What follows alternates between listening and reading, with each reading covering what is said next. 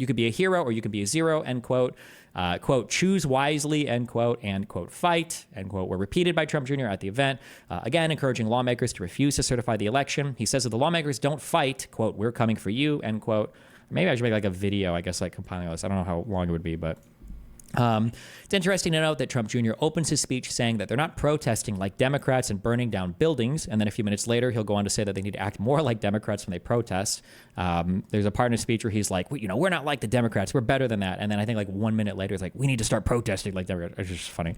Madison Cawthorn rolls up, U.S. representative from North Carolina. He claims that the lawmakers in Congress at the Capitol are weak and reminds the audience that he plans to contest the election at noon. He also brings up the state legislatures and that constitutionally they've got the authority to flip the election. We're better than that. And then Rudy Giuliani and John Eastman come up. Giuliani begins by saying the plan for today is perfectly legal.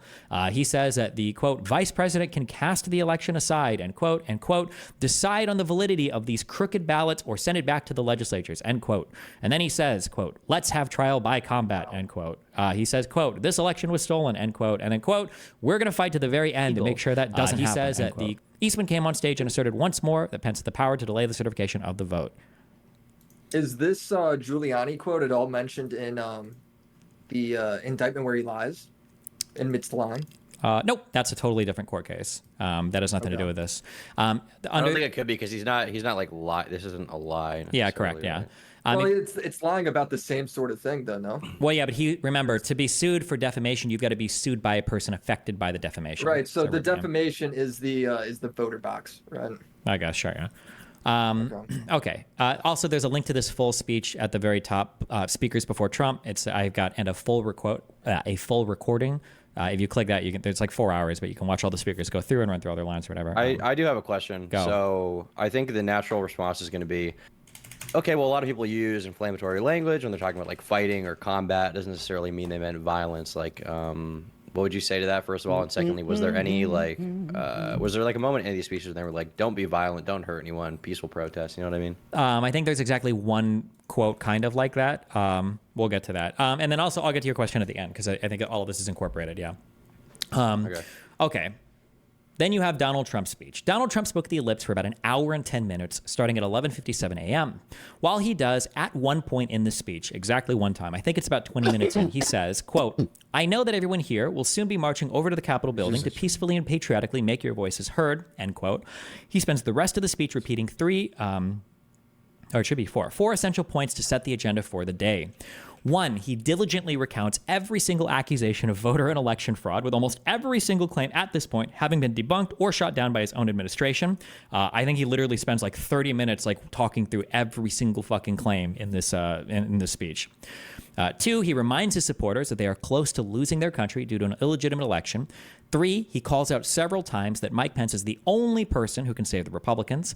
And then four, he constantly reminds those in Congress whom he helped run for election that they will lose their elections in the 2022 midterms if they don't support him. I wrote down like a collection of quotes basically from the speech, but I mean, like, there's a transcript that I've linked. You can go through all of it if you ever want. But like, we took them by surprise, and this year they rigged an election. They rigged it like they've never rigged an election before. All of us here today do not want to see our election victory stolen by emboldened radical left Democrats, which is what they are doing, and stolen by the fake news media. That's what they've done and what they're doing. We will never give up. We will never concede. It doesn't happen. You don't concede when there's theft involved. And use a favorite term that all the people really came up with: we will stop the steal. Today, I will lay out just some of the evidence proving that we won this election, and we won it by a landslide. This was not a close election. We didn't lose. We will not let them silence your voice. We are not going to let it happen. I'm not going to let it happen. I think after he says this, the audience begins chanting, "Fight for Trump, fight." And he says, "Thank you." And Rudy, you did a great job. He's got guts. You know what? He's got guts. Unlike a lot of the people in the Republican Party, he's got guts. He fights and he fights. And he looked at Mike Pence, and I hope Mike is going to do the right thing. I hope so. I hope so, because if Mike Pence does the right thing, we win the election. All he has to do, all this is from the number one, or certainly one of the top constitutional lawyers in our country. He's talking about Eastman. He has the absolute right to do it. We are supposed to protect our country, support our Constitution, and protect our Constitution. States want to revolt. I'm sorry, states want to revote. The states got defrauded. They were given false information. They voted on it. Now they want to recertify. They want it back. All Vice President Pence has to do is send it back to the states to recertify, and we become president, and you are the happiest people. And I just spoke to Mike. I said, Mike, that doesn't take courage. What takes courage is to do nothing. That takes courage.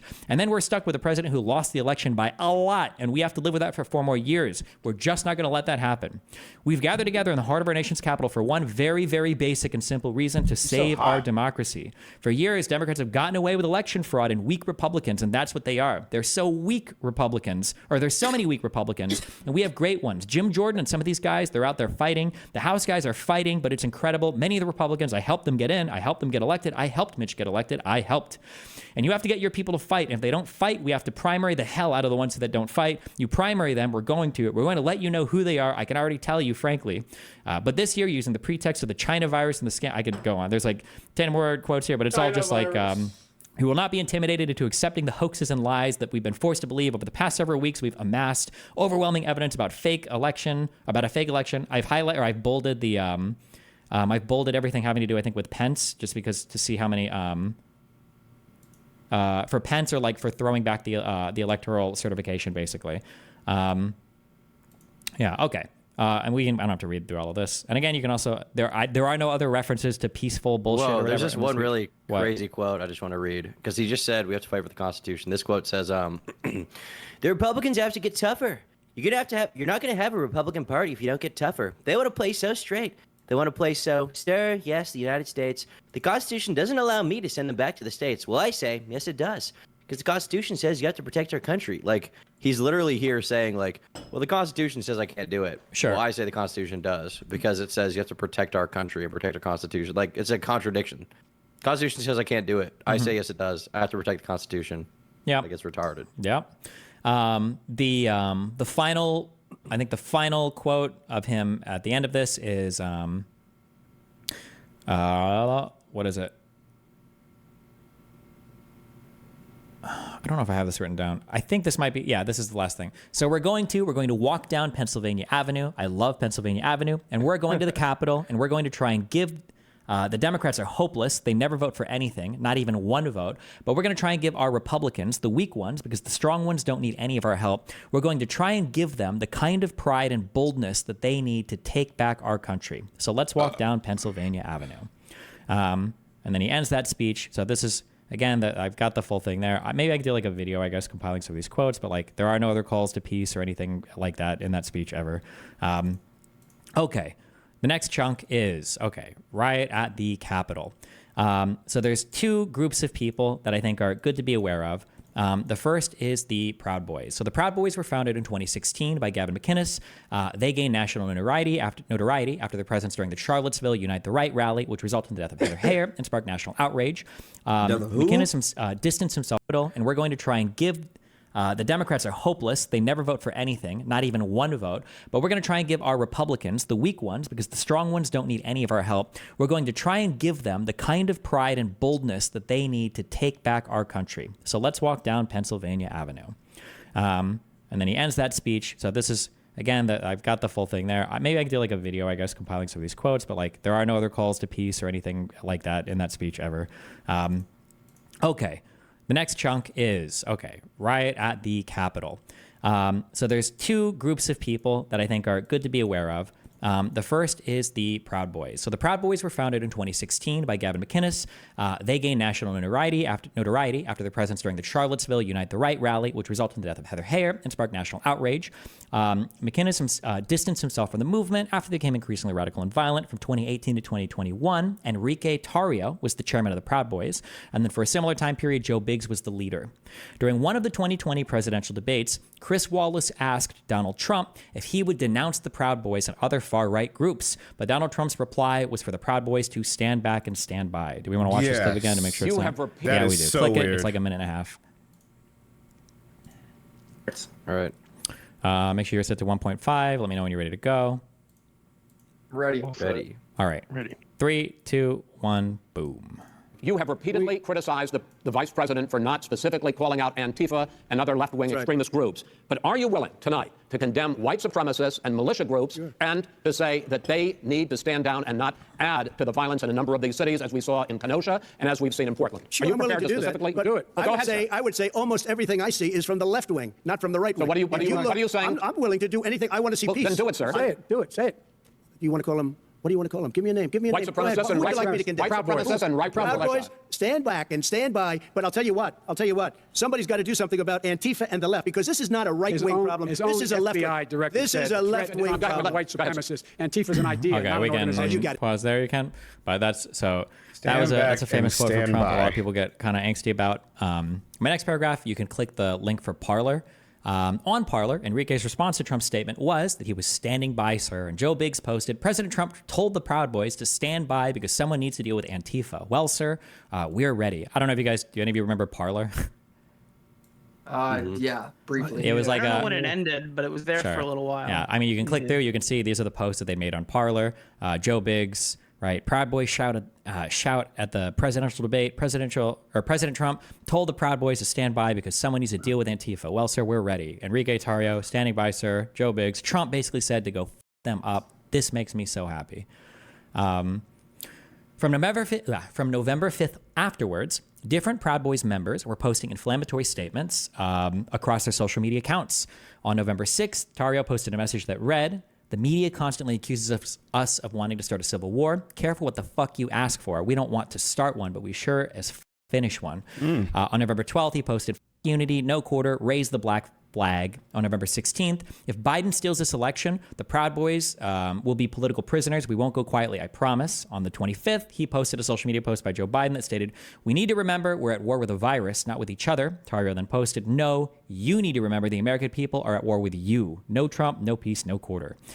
From at least in or around November 2020, these are other members, Nordine, Biggs, and Ryle, I think, used their platform as regional leaders of the Proud Boys to publicly post statements in response to the projected results of the 2020 election. We don't have to go through all of those. Scrolling down, in December 2020, Enrique Tarrio created a new chapter of the Proud Boys called the Ministry of Self-Defense. In the following signal groups and chats, Enrique Tarrio and other members would plan for the day of January 6th and how they would execute their role in the insurrection. An early blueprint for this, called 1776 Returns, was given to Enrique Tarrio on December 30th and used to outline the events that would follow from January 1st to January 6th. That the 1776 Returns document, you can click it at some point if you want, but it just goes through like holding basically buildings captive in the Capitol before until like the president like calls some like insurrection bullshit. It's some wacky plan. I say wacky plan, but I guess Yeah, I see. It says overall goal: fill the buildings with patriots and communicate our demands. They say they want to get a bunch of Senate office buildings. What if it just says CNN at least egg doorway? Are they trying to take control of like a CNN building?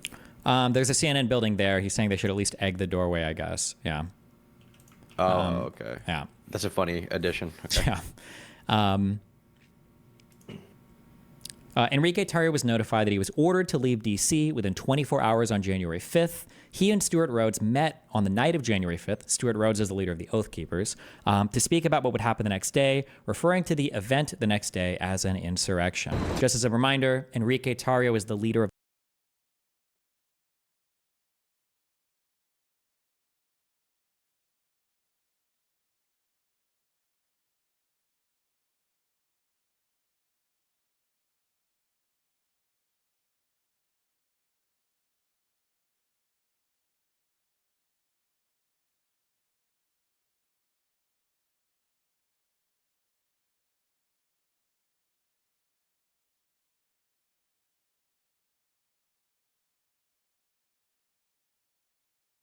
of the Proud Boys, and Stuart Rhodes is the leader of the Oath Keepers. We'll get to who they are next. Ready? Ready. Yeah. All right. 3, 2, 1, go. Where do you put the car? I need the...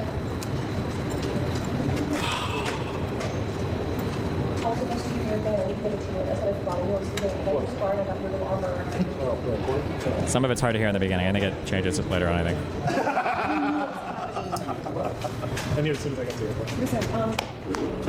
I think the two people hugging, I think that's Tarrio and Rhodes. So, I want you to meet this Tony Kelly. She's from Texas. pleasure to Hi. meet you. Nice to meet you. Susan Arena. Hey, Stuart, pleasure. Pleasure's all mine. Hey, listen. Oh, no, that's Stuart. My You bad. need a vehicle to No, switch off. Do they know what you're driving? Hello. Do they know what you're driving? It doesn't matter. I'm sure that even if they were to come by right now, I'm on my way out. So I literally just picked up my bags. So So I thought they told you they 24 didn't hours. give me the 24 hours. They didn't want. The reason why they did that is that they didn't want me to go to tomorrow's event. Okay. Is that your camera? Yeah. Okay. Those are my guys. Okay. So you don't need anything right now. Do you need anything? No, I'm good. You going on Virginia side? I'm gonna go on the other side. I'm gonna go to Maryland. You're going north. The Maryland? Okay. Yeah. I was gonna go to the VA side, but a lot of guys are on the Maryland side. Okay. All right. Well, that makes sense. Well, they're also shutting down that bridge across From Maryland? Virginia. Yeah, that's why. That's one of the reasons. I'm gonna drive back down to Miami. I don't want to get on a plane right now. It's I just no. don't. I don't blame you. You're gonna drive back to Miami? Dude, some I'm stops. gonna go with I'm Ingrid. gonna rent a car tomorrow. I'll take it. I'm gonna stay close just to make sure my guys are okay. Okay. And I'm gonna So shoot it's tomorrow, and I got a lot of stuff to do tomorrow. Okay. I'm gonna come to shoot tomorrow. That's my daughter, Ashley. Ashley, yeah, we've met before. Oh, that's right. Sorry, It's okay. Listen, all I was gonna say is no one's gonna get to I him. cleared that up before you That's even- all I was trying to say. You did? Okay, I don't know why What I is put the this. significance of this video exactly? Hold on. Yeah, wait. I don't know why I put insurrection in quotes here. I don't think this is the right quote for this. Yeah, This that, is the video is just them hanging out. well. Hold on. This video is on the night of January 5th, early morning, January 6th. This is Enrique Tarrio, the leader of the Proud Boys, meeting with Stuart Rhodes, and they're just kind of like chatting about like the events going on tomorrow. Telling him to leave. So Enrique Tarrio was ordered to leave because the police caught him, and he was apparently tied to, I think, the burning of a banner or something the night before. If you look up a little bit where it says he was ordered to leave D.C., that's the court order that said that he has a no contact order, stay away from D.C. for the next 24 hours. That goes through. I think it was because I thought I read that he was like accused of like burning a BLM flag or something. They just wanted him to leave or something because he wasn't allowed to be there until he came Yeah, back to court or yeah. something. It just seems like all that video they could shows order is you that to he leave was a like whole they. state. What? It seems like all that video shows is them being like you. Yeah. confirm that Nothing he's bad. It's just leaving. showing that they're in DC. That's it. There's nothing bad is technically happening in this video. Yeah, it's just establishing that both people are there. Okay, we'll go through the Oath Keepers. The Oath Keepers were founded in 2009 by Elmer Stewart Rhodes. While it's hard to know their exact numbers, law enforcement estimates that they have around 5,000 members, around 5,000 in numbers, with many of the group being former military or law enforcement. After the election, Rhodes began to amp up the rhetoric, calling for some sort of organized resistance to the outcome of the presidential election in a November 9th meeting, including other prominent Oath Keepers members. Oath Keepers. That's the court order that said that he has a no contact order, stay away from DC for the next 24 hours. That goes through. I think it was because I thought I read that he was like accused of like burning a BLM flag or something. They just wanted him to leave or something because he wasn't allowed to be there until he came back to court or something. It just seems like all They that could- video they could shows order is you that to he leave was a like whole they. state. What? It seems like all that video shows is them being like you. Yeah. confirm that Nothing he's bad. It's just leaving. showing that they're in DC. That's it. There's nothing bad is technically happening in this video. Yeah, it's just establishing that both people are there. Okay, we'll go through the Oath Keepers. The Oath Keepers were founded in 2009 by Elmer Stewart Rhodes. While it's hard to know their exact numbers, law enforcement estimates that they have around 5,000 members, around 5,000 in numbers, with many of the group being former military or law enforcement. After the election, Rhodes began to amp up the rhetoric, calling for some sort of organized resistance to the outcome of the presidential election in a November 9th meeting, including other prominent Oath Keepers members, Kelly Meggs and William Todd Wilson. There are a lot of names here, but they're not really that important yet. Or I don't know if they'll even be important. But Stewart encouraged people to step up their actions in defending Trump. Quote, "You could stand there saying, we're going to defend the president, the duly elected president, and we call on him to do what needs to be done to save our country. And if you guys, and if you don't, guys, you're going to be in a bloody, bloody civil war and a bloody, you can call it an insurrection or you can call it a guerrilla fight," end quote. That November 9th meeting, if you click, it's like a court transcript, basically, of a transcription of a group phone call that they were on. The Oath Keepers began to post more and more aggressively on their website, calling for violent confrontation in the Capitol to oppose the outcome of the election. I've just captured screenshots from the website. There's an advertisement for a November 14th rally. There's a December 12th ad to call about how they had to resist the election. There's a January 5th advertisement to show up for the Capitol defense. And then the Oath Keepers began training their members to coordinate for combat and support roles during January 6th. They organized several different QRFs, they call them quick reaction forces, to resupply fighters during the insurrection if active fighting began. The day before, for example, Edward Vallejo had wheeled in weapons and equipment into a hotel nearby to be ready to resupply. I've cut out like a ton of like stuff from this, but you can just click this window. Offered surveillance photos, they say, show Vallejo wheeling the stockpile into a hotel near the Capitol, where he allegedly waited for orders from the leader of the Oath Keepers to join the melee with other quick reaction force members. Basically, they've got like a bunch of people that are kind of like wheeling weapons and stuff around outside of DC, like waiting So they were 100% ready to kill people. What?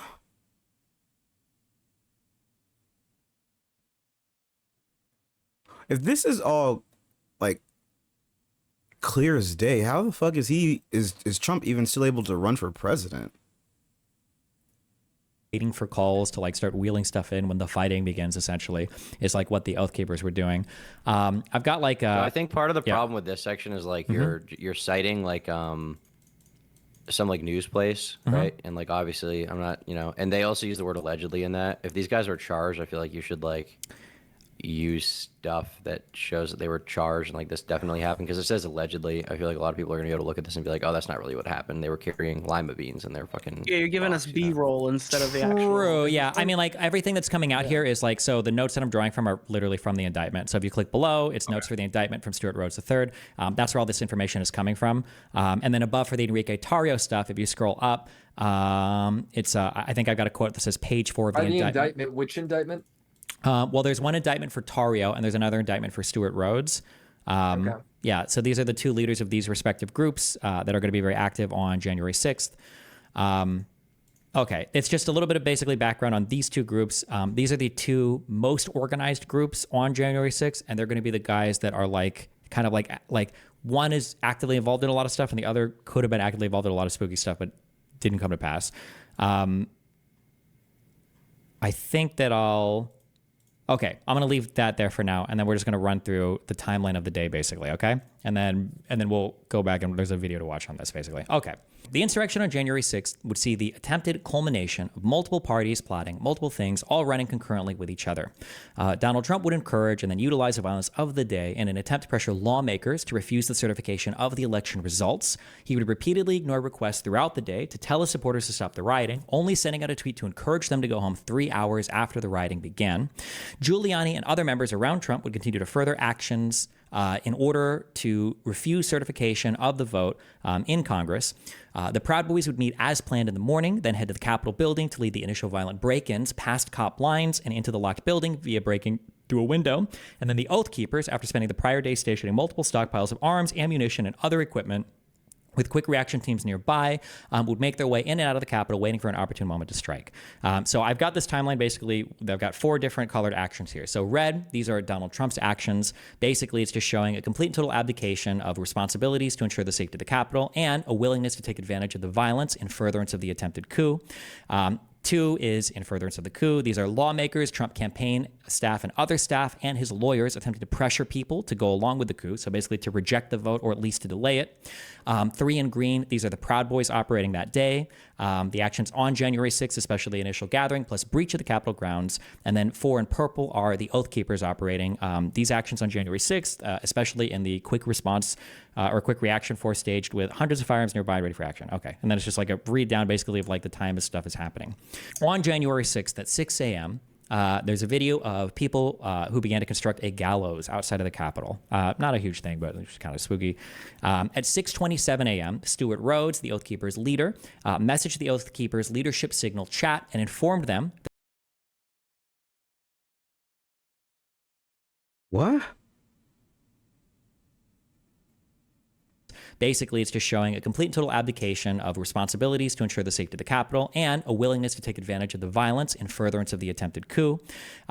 2 is in furtherance of the coup. These are lawmakers, Trump campaign staff, and other staff, and his lawyers attempting to pressure people to go along with the coup, so basically to reject the vote or at least to delay it.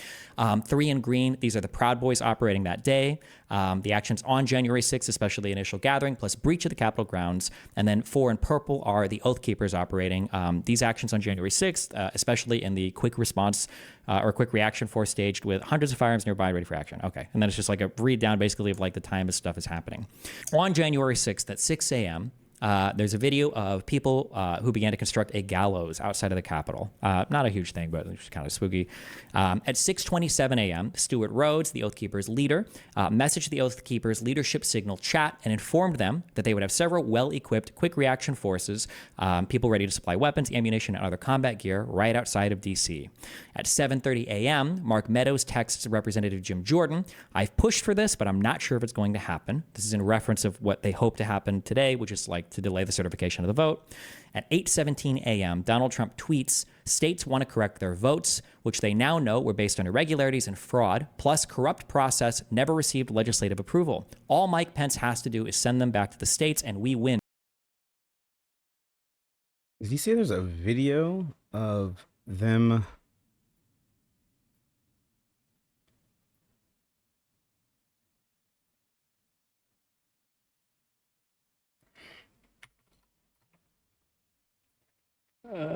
Fuck you so.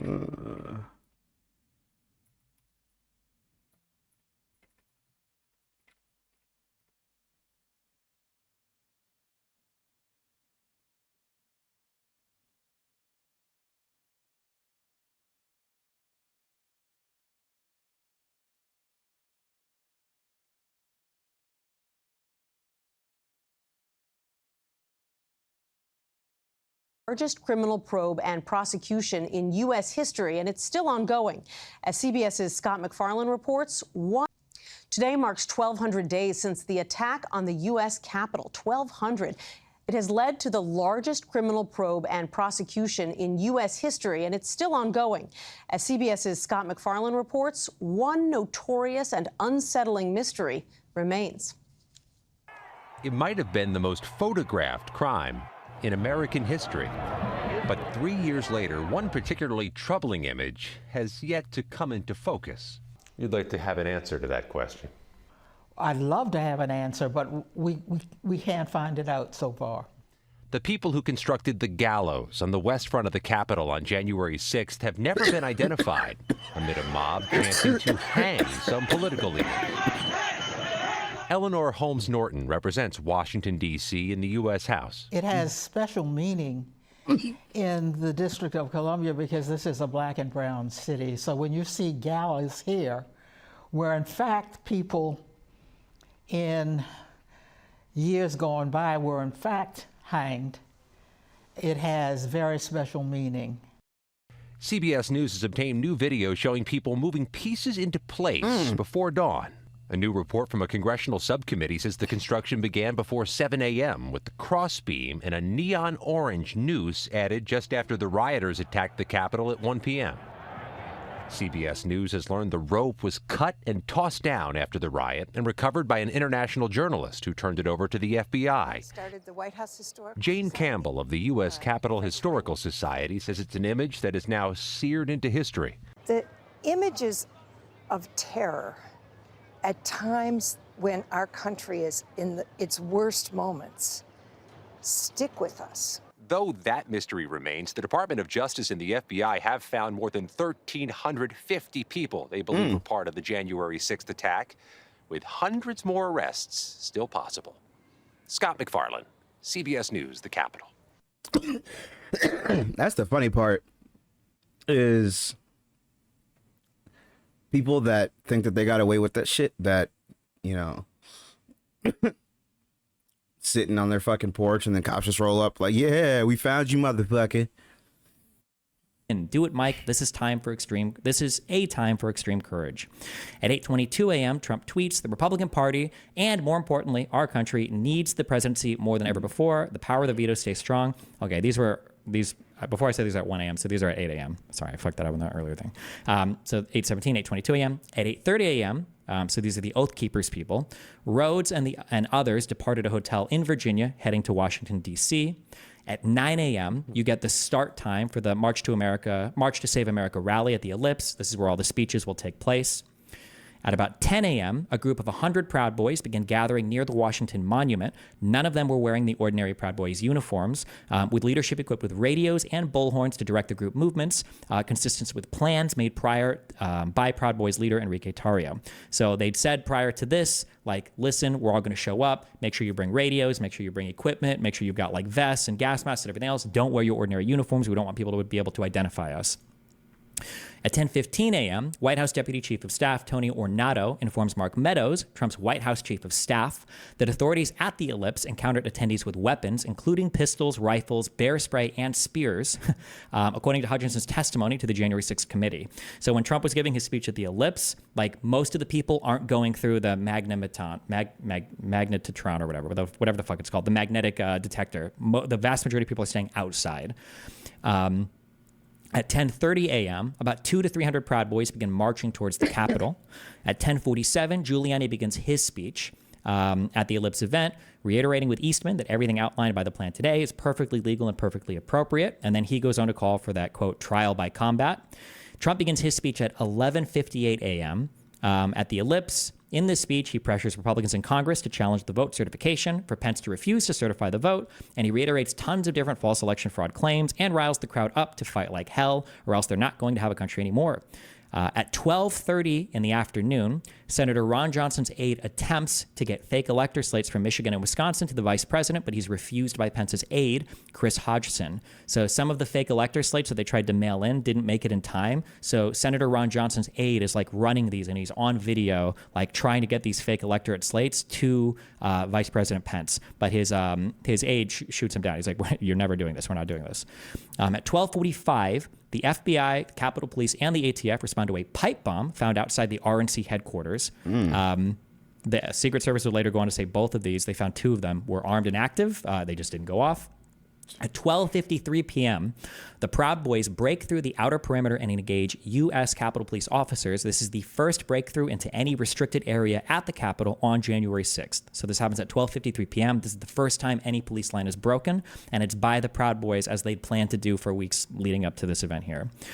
At 1 p.m., there's a joint session in Congress to certify the election results. At 1:02 p.m., Pence tweets out from his account a letter that includes the statement, quote, "It is my considered judgment that my oath to support and defend the Constitution constrains me from claiming unilateral authority to determine which electoral votes should be counted and which should not," end quote. At 1:07 p.m., a pipe bomb is found outside the DNC headquarters. Later reports, I think this came out just a week ago, confirm that Kamala Harris was within 20 feet of one of these pipe bombs. At 1:10 p.m., Trump's speech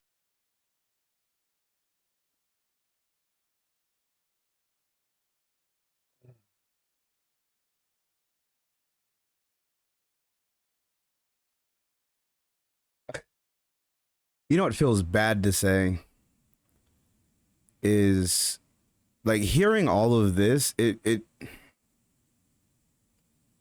really makes me not give a fuck that they tried to, you know, make that attempt or whatever, man. Because it's just like, that's insane. Hearing all of this, fuck. Quote, "It is my considered judgment that my oath to support and defend the Constitution constrains me from claiming unilateral authority to determine which electoral votes should be counted and which should not," end quote. At 1:07 p.m., a pipe bomb is found outside the DNC headquarters. Later reports, I think this came out just a week ago, confirm that Kamala Harris was within 20 feet of one of these pipe bombs. At 1:10 p.m., Trump's speech ends. He ends, and his ending words are, these are the ending words just pulled right from the end of the speech, are, "And we fight like hell, and if you don't fight like hell, you're not going to have a country anymore." I would love to hear Piers Morgan's thoughts, since he's so fucking, he's a journalist and all the other whatever bullshit malarkey he likes to spurt when he's trying to force other people to slurp up Trump's nutsack the way he does. "Our exciting adventures and boldest endeavors have not yet begun. My fellow Americans, for our movement, for our children, and for our beloved country. And I say this despite all that's happened, the best is yet to come. So we're going to walk down Pennsylvania Avenue. I love Pennsylvania Avenue. And we're going to the Capitol, and we're going to try and give, the Democrats are hopeless. They never vote for anything, not even one vote. But we're going to try and give our Republicans, the weak ones, because the strong ones don't need any of our help. We're going to try and give them the kind of pride and boldness that they need to take back our country. So let's walk down Pennsylvania Avenue. I want to thank you all. God bless you, and God bless America. Thank you all for being here. This is incredible. Thank you very much. Thank you." The protesters from Trump's speech were sent to the Capitol about 20 minutes after the first breach of the Capitol grounds by the Proud Boys. At 1:10 p.m., Stop the Steal leader, Ali What happened? Quote, "It is my considered judgment that my oath to support and defend the Constitution constrains me from claiming unilateral authority to determine which electoral votes should be counted and which should not," end quote. At 1:07 p.m., a pipe bomb is found outside the DNC headquarters. Later reports, I think this came out just a week ago, confirm that Kamala Harris was within 20 feet of one of these pipe bombs. At 1:10 p.m., Trump's speech ends.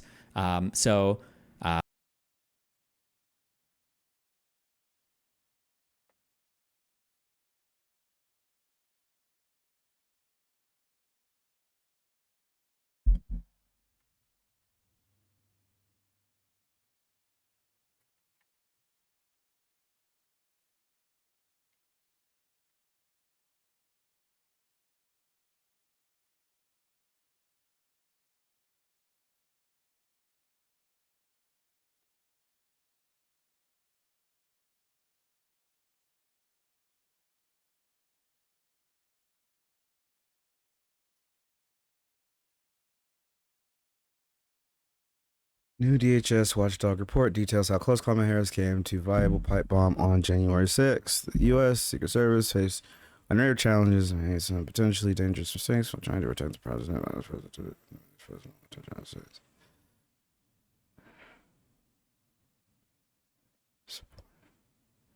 Finally stormed the U.S. Capitol, according to the new report from the Department of Homeland Security.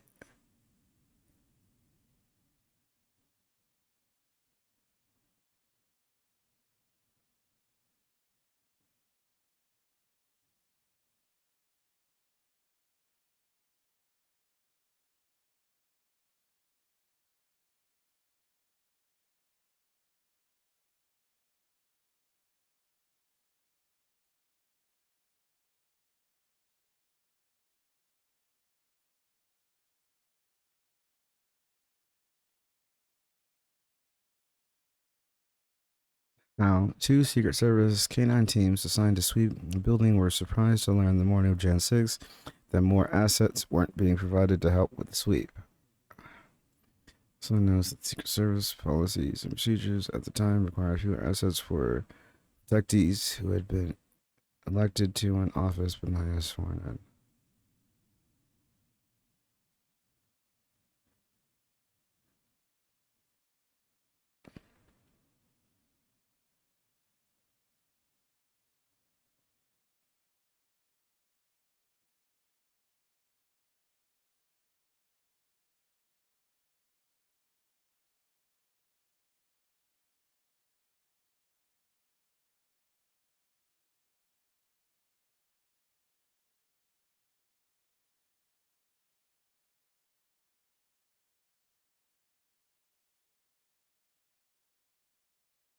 Bro, all of this, everything that he has done, and the fact that like Destiny took the time to coordinate, organize all of this. It's to the point now where it's like anyone, like if you like if you do enough research into this, even not even having done enough research into this, it's kind of disgusting to think like anyone that supports Trump that's actually disgusting.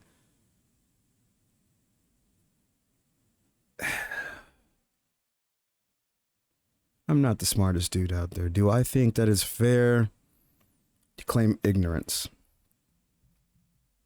No. With this many people talking about something like this, to just close your eyes and not think okay, maybe I should look into this. That's insane to me. He ends, and his ending words are, these are the ending words just pulled right from the end of the speech, are, "And we fight like hell, and if you don't fight like hell, you're not going to have a country anymore. Our exciting adventures and boldest endeavors have not yet begun. My fellow Americans, for our movement, for our children, and for our beloved country. And I say this despite all that's happened, the best is yet to come. So we're going to go We're going to walk down Pennsylvania Avenue. I love Pennsylvania Avenue. And we're going to the Capitol, and we're going to try and give, the Democrats are hopeless. They never vote for anything, not even one vote. But we're going to try and give our Republicans, the weak ones, because the strong ones don't need any of our help. We're going to try and give them the kind of pride and boldness that they need to take back our country. So let's walk down Pennsylvania Avenue. I want to thank you all. God bless you, and God bless America. Thank you all for being here. This is incredible. Thank you very much. Thank you. The protesters from Trump's speech were sent to the Capitol about 20 minutes after the first breach of the Capitol grounds by the Proud Boys.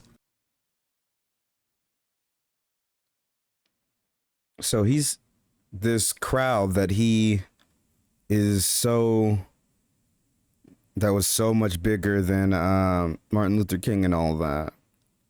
20 minutes after all of the hostility and shit has started, you sent a massive mob of people there after riling them all up.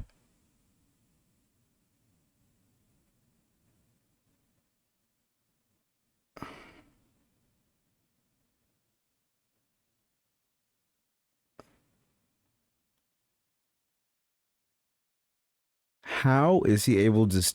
How the fuck is he still able to run? At 1:10 p.m., Stop the Steal leader, Ali Alexander, sends a text to Thomas Van Fleen, who's Representative Gosar's chief of staff, and he's outside basically watching the riot unfold, like in the early stages, saying, I think you and your staff should maybe leave. This is hell out here. At 1:19 p.m., despite protests from Trump to attend the Capitol protest, because Trump wanted to go, the Secret Service says, we can't do this. This is not secure. And then the motorcade takes him back to the White House. At 1:25 p.m., Trump begins to watch TV for 187 minutes during the riot. During this time, Trump would watch Fox News, he would make a few tweets, and he'd make several phone calls to Giuliani and some members of Congress to encourage lawmakers to continue to fight the certification. He never made any calls to law enforcement or to the National Guard to issue orders to stop the riots, and he repeatedly refused calls to do so from those that would go in and talk to him. In a later interview, Trump claimed that he wanted to go back and to stop the problem himself, but that he was refused. There's no evidence of this ever happening. This is not true.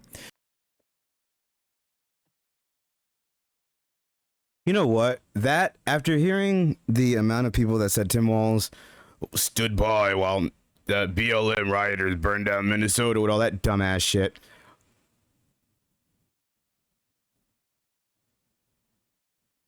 How is it that Tim Walz gets ridiculed for this Minnesota shit, but Trump... Never mind. Bro...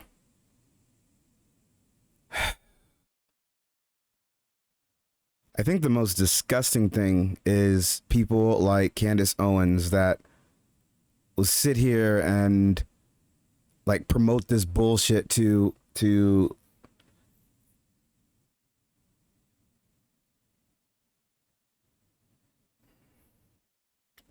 people that may just be less intelligent, don't have the time, means, or whatever to look that shit up. In the Senate, McConnell warned senators that... But to be fair, seeing that, what was that video I saw where she was doing an interview with Andrew Tate? Eesh, how far you have fallen if you're doing interviews with that fucking loser. Rejecting the electoral vote could send American democracy into a death spiral. At 2:12 p.m., Stuart Rhodes, the leader of the Oath Keepers, entered the... I do have a question. God. Yep, go. The citation for him watching TV during that part, what is the citation for that?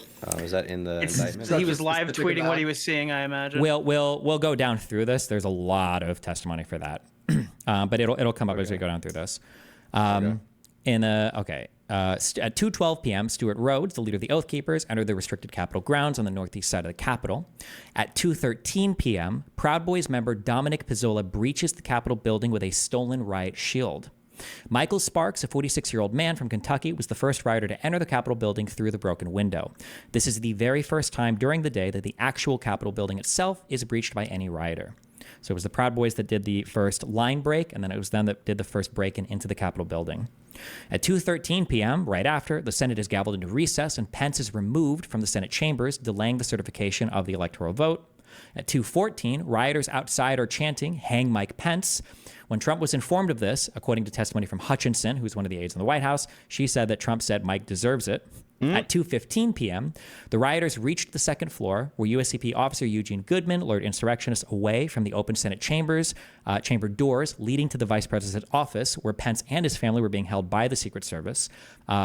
it'll come out later, but Pence refused to leave the Capitol because he didn't want the world to see the U.S. vice president fleeing the Capitol, according to testimony from Mr. Jacob to the January 6th committee.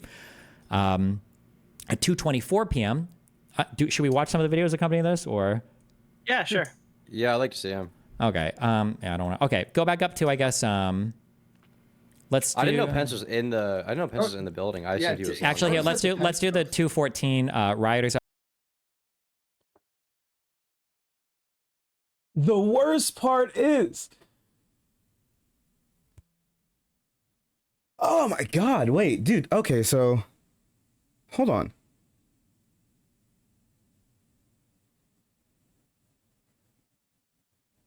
Because like the gravity of this situation, Pence saying that he doesn't want to leave and all of that, but his family's there. Like that in itself, like,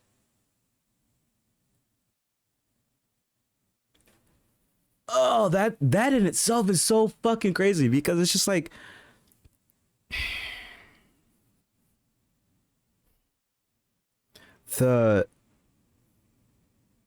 it's funny to me because when I think about the assassination attempt for Trump, and then I think about the amount of people that were saying that it was the left's fault and blah, blah, blah, blah, blah, and the trying to condemn it and all of that. Like, that whole thing would have been so much more worse and annoying if any of his family would have been there. However, the fact that all of this is clear,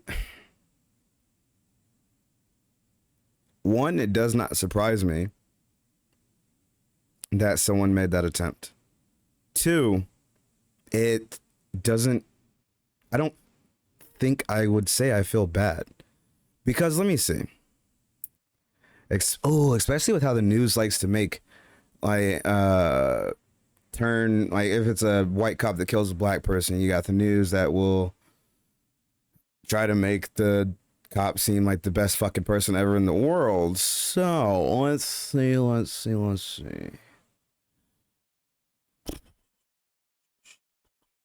With everything that is clear as day that Trump has done,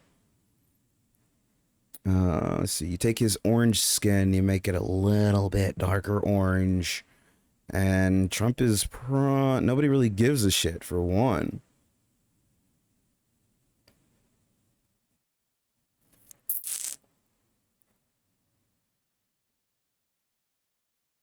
So,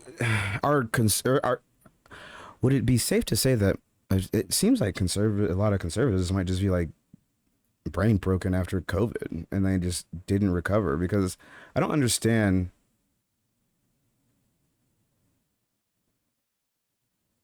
Where was I? I was in Korea when Trump first got elected. So I remember because I wasn't even gonna come back to America. I thought it was gross.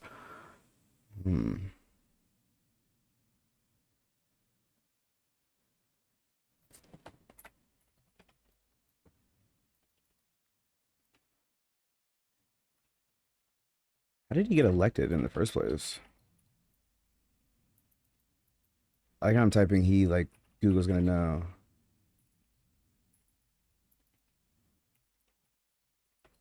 Well, 2016?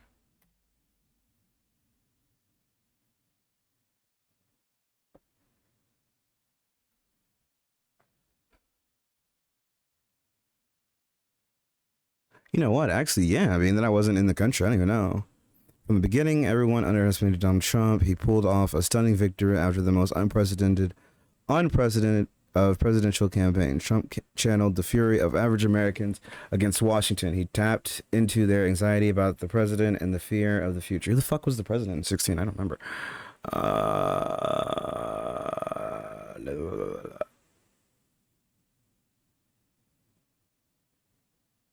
Oh, wait, was it, what's his nuts? Yeah, oh, fuck, it was Obama. Oh, okay.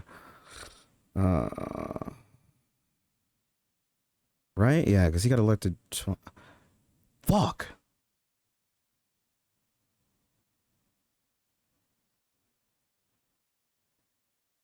Wow, holy shit. Yeah, fuck. Yeah, I joined in 13. Yeah, okay, okay. anxiety of the president and the fear of the future. He spoke to the pain they felt about working hard and getting left behind. And in doing so, he eviscerated every convention about politics. The pundits thought Trump's reality show antics, his vulgar rhetoric, speeches filled with falsehoods and insults thrown at almost every sector of American society, Latinos, African Americans, war heroes, women, and Muslims, would disqualify him. Said Trump marshaled a movement, a modern-day uprising of forgotten Americans, reminiscent of a silent majority. That's how Clinton lost. He argued that Americans were hungering for change and that he alone could drain the swamp by sweeping away corruption in Washington. Change the complexion of the electoral map, putting Democratic states in the decaying industrial Midwest into the Republican column with his anti-trade rhetoric. He did. You changed the complexion.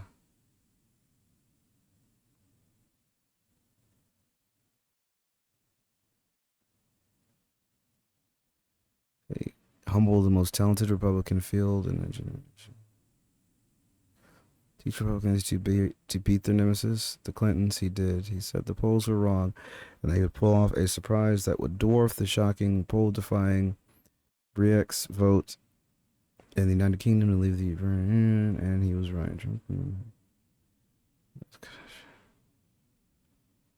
These allies want markets and the Americans were revolted by his behavior during the campaign and looked to the future with deep anxiety.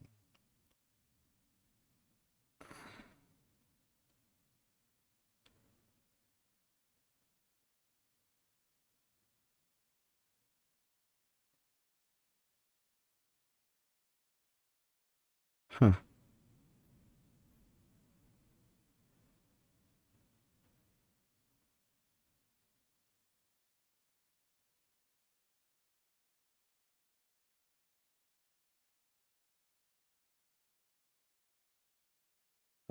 Lame.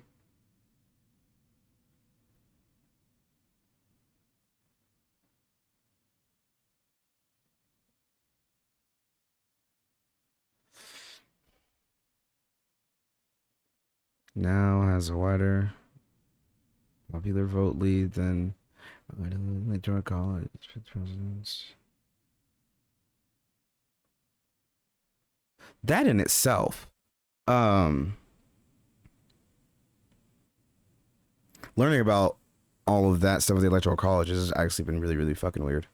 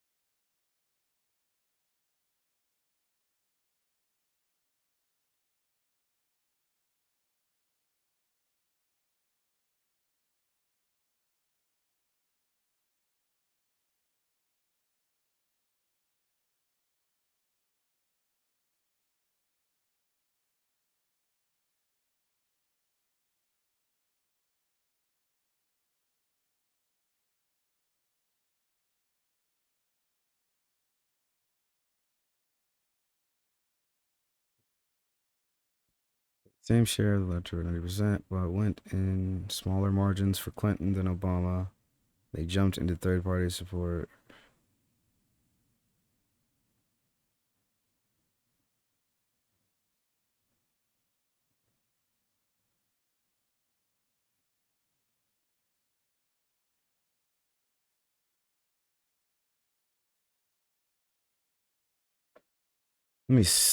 If somebody would have asked me, do I think, well, fuck, I mean, when I was younger, if somebody would ask me, do I think that a black person would be president, I would have said no. After Obama, if somebody would ask me, who do I think would be president sooner, a black woman or a white woman, what would I have said?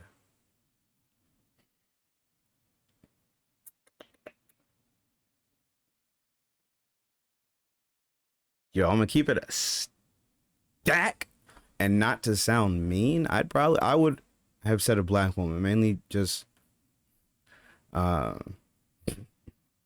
know, reasons that I can stand. I mean, honestly, yeah, I would have said that. It's just, based off my mom and all of that shit. I don't think, yeah.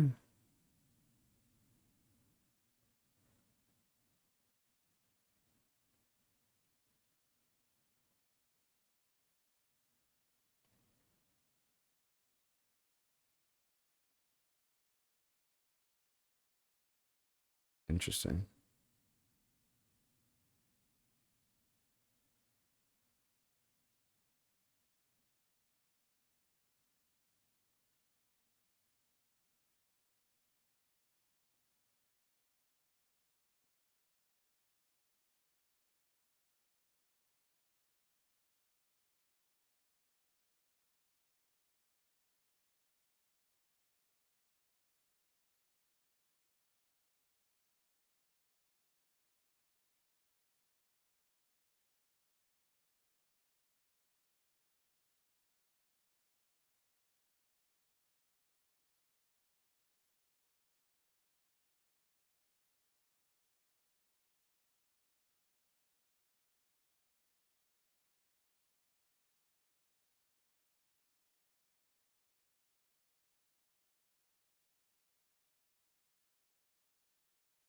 These voters, whether it was on policy with how he blew up the Republicans' message on trade and Clinton's ties to the establishment and pro-globalist agenda, or his feeling like resentment. If that is true, that means that Trump's meeting with, or Trump's interview with Elon was probably the worst fucking thing that he could have done, because of how, especially with our contract, with how vocal UAW was.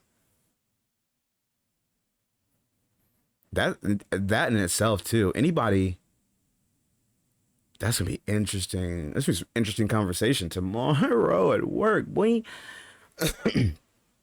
I would love to hear what copium people will have when you just had Donald Trump get on a fucking interview with Elon Musk and praise him for firing people for wanting to strike. Outside art chanting. Let's start there. Go ahead. Okay. Let me know when you're ready. We witnessed. I'll do 1.5 times. Let me know when you're at the very beginning. Ready. All right. 3, 2, 1, go. We witnessed firsthand what happened when the President of the United States weaponized this theory. The Capitol was overrun, police officers lost their lives, and the Vice President was taken to a secure location because his safety was in jeopardy. Let's take a look at the effect of Donald Trump's words and actions. I want to warn our audience that the video contains explicit content. Mike Pence is going to have to come through for us, and if he doesn't, that will be a sad day for our country. And Mike Pence, I hope you're going to stand up for the good of our Constitution and for the good So this is of from our the lip country. speech And if earlier. you're not, I'm going to be very disappointed in you. I will tell you right now. I'm telling you what, I'm hearing the Pence. I'm hearing the Pence just caved. No. Is that true? I'm hearing reports that Pence caved. No, I'm telling you, if Pence caved, we're going to drag through the streets. You politicians are going to get drugged through the streets. Yes.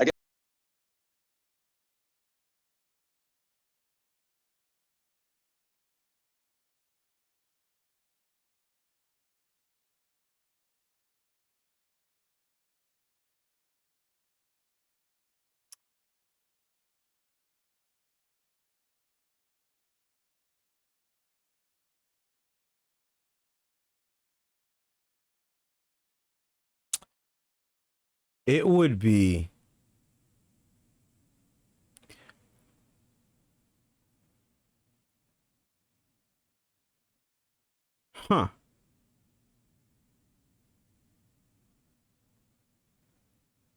So then the question becomes, because finding out that Mike Pence and all of them were at the Capitol, my question becomes this: if they would have gotten their hands on them, what happens then?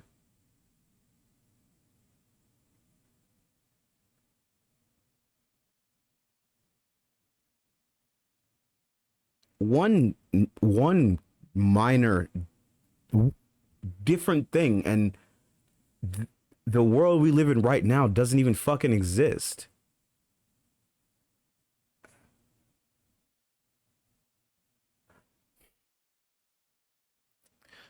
I had a theory that I wrote down back when the assassination attempt happened. And I wrote down that, you know, maybe it's possible to say the rhetoric and, like, you know, 8 years of calling somebody Hitler and all and da da da da da. And then, like, when you find out, like, what the government did to, you know, Germans that lived in America and all that other stuff.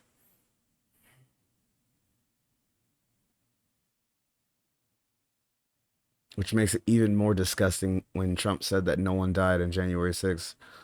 I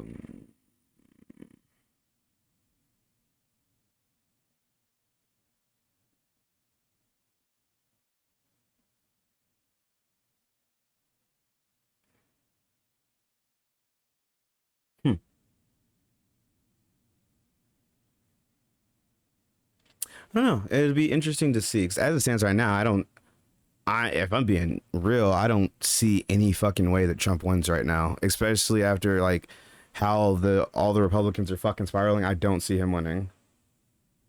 I would also think that this time we probably need to have some type of military for all of that stuff. Like, people can be pissy about it, but I wholeheartedly think that the National Guard needs to be present this time.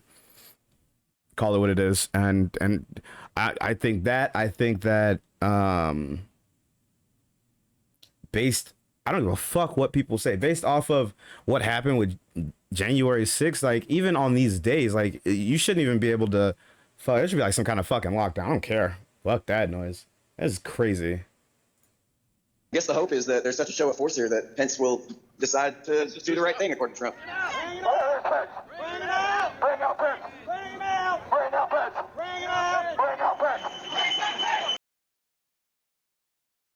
Not to mention, I remember I was like, man, it would have been horrifying if that bullet would have hit him, because, like, on national TV, you would have, in 2024, we would have seen somebody's brain matter all on the fucking pavement and all that. Also, I still think it's disgusting. Anyone that says that God protected Trump, I can't remember who, I can't remember who said it, but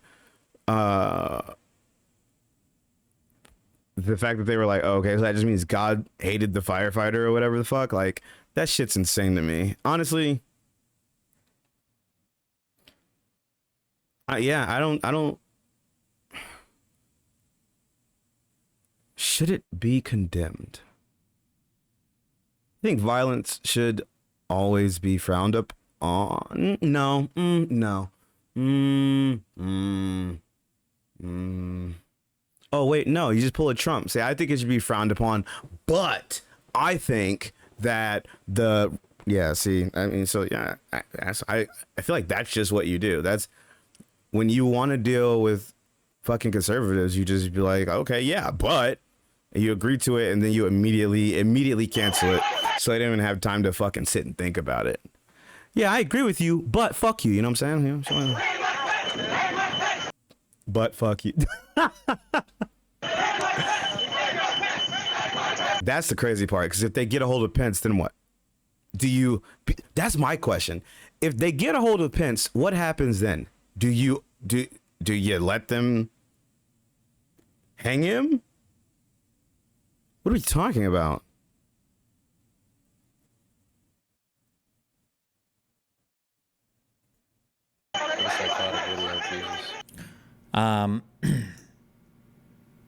There's at 2:15 p.m. There's this Eugene Goodman clip.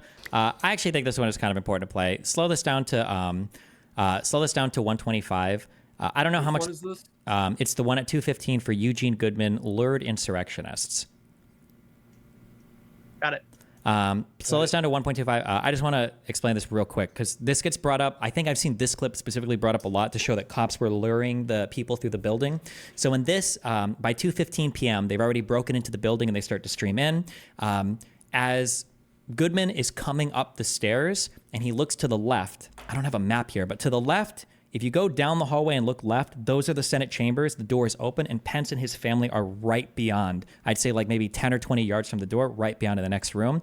So you see him try to lure people away from that basically entrance, but you'll see that. So let me know when you guys are ready to start. So he's in the Capitol. Yeah, you'll see. 3, 2, 1, go. It's often said that one person can make a difference, and that was never more true than last Wednesday at the U.S. Capitol. We get more now from CBS's Mark Strassman. Bedlam, mayhem, and one cop, the last line of defense against a mob pushing forward. Eugene Goodman, an Army vet and U.S. Capitol Police officer. How is there only one guy? HuffPost reporter Igor Bobik shot the cell phone video. This mob was carrying a Confederate flag. They were carrying another flag that had, Nazi swastikas emblazoned on them. It was a white mob charging at a black police officer. Goodman sprinted up the stairs, the mob on his heels. He shouted in his radio. Second floor! Meaning the mob was reaching the Senate chamber. At the top of the stairs, Goodman looked left. Between those chairs, the doors to the Senate floor, still open. Here's the moment that mattered. Goodman pushed this mob leader wearing a black QAnon t-shirt. It was a ruse to lure them away from the Senate chamber, and there, finally, backup arrived. It was his heroic actions that may have made a difference. By then, the Senate chamber was sealed. Okay, and then you can, we don't need the rest of that. Go to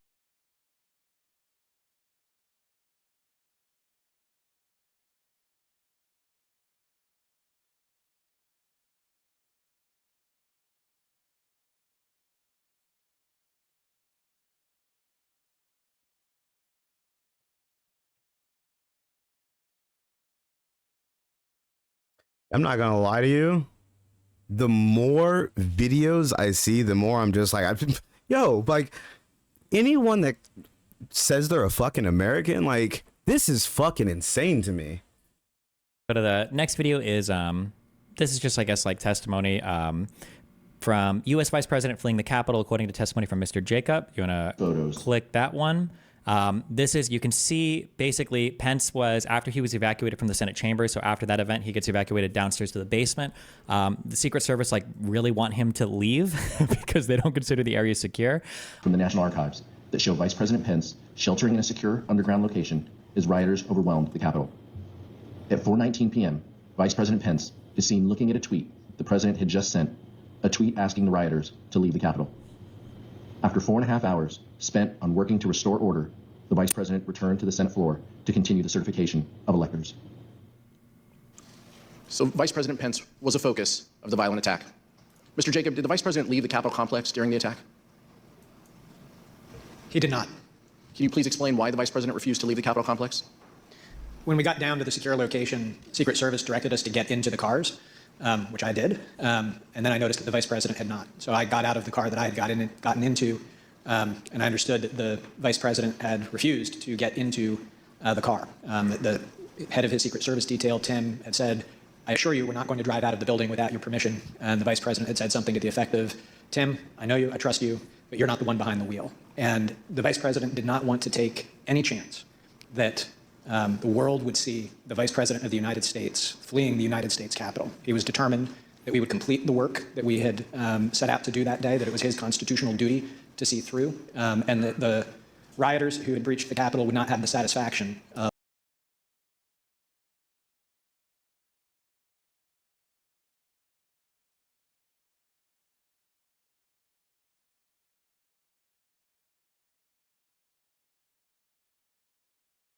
So hold on, let me run this timeline back in my head for what seems to have been going on in America. Holy fuck, man! I didn't realize.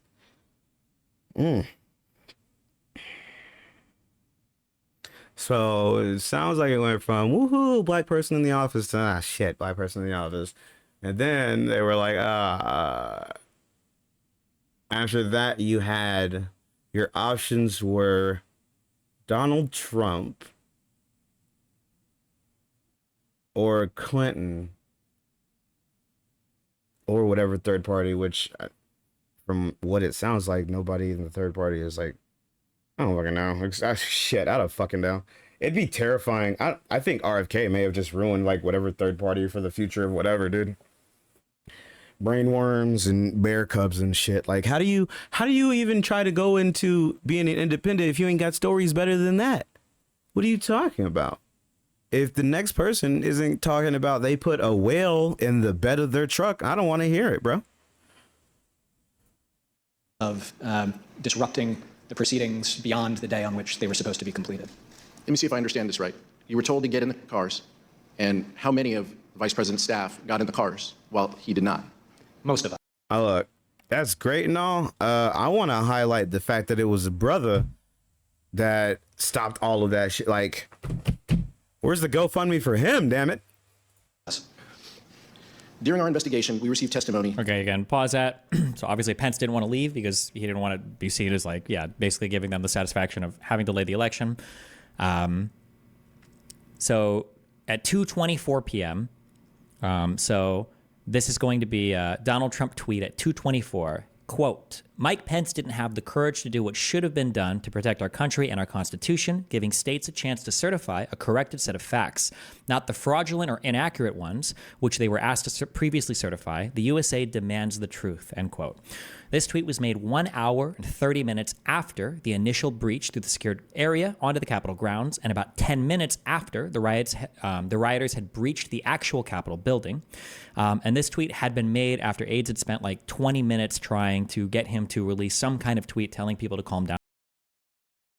So you basically poured gasoline on the fucking grease fire. Or I'm sorry, no, what? Water? You put water on a fucking grease fire?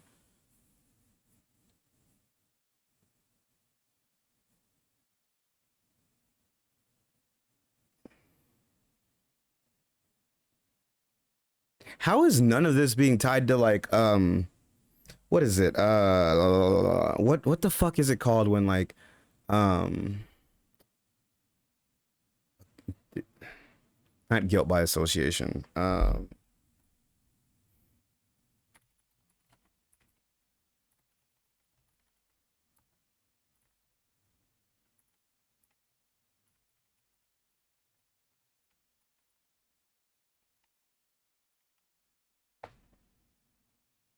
Aiding and abetting or anything like that. Okay. Oh, aiding, abetting, and being an accessory to the crime. I don't even figure. I don't think he's a fucking accessory. I think he did all of it, but that's just me. Down or go home. At 2:25 p.m., the rotunda doors into the Capitol building are breached. From 2:26 to 3:06 p.m., in a conversation to Representative McCarthy and others, Trump tells McCarthy that the people outside must be more upset than he is about the election results. He also calls other lawmakers to see if they can further delay the election certification. We've heard this evening how everyone in the president's orbit was pushing him to do more, to tell the mob to leave the Capitol. One of those people was Republican leader Kevin McCarthy. He managed to get the president on the phone and told him to call off his supporters. As you will hear, the president refused, and so Leader McCarthy reached out for help to Ivanka Trump, who was at the White House, and Jared Kushner, who that afternoon had just arrived back on a flight from the Middle East. So at some point in the afternoon, Mr. McCarthy placed a phone call to Mr. Scavino's desk line, and it was transferred to the president. Is that correct? That's generally what I recall. Okay. Were you involved in transferring that call? Yes. Okay. Where was the president at the time that he took that call? He was in the dining room. Would you personally reach out to the president for more support? I've already talked to the president. I called him.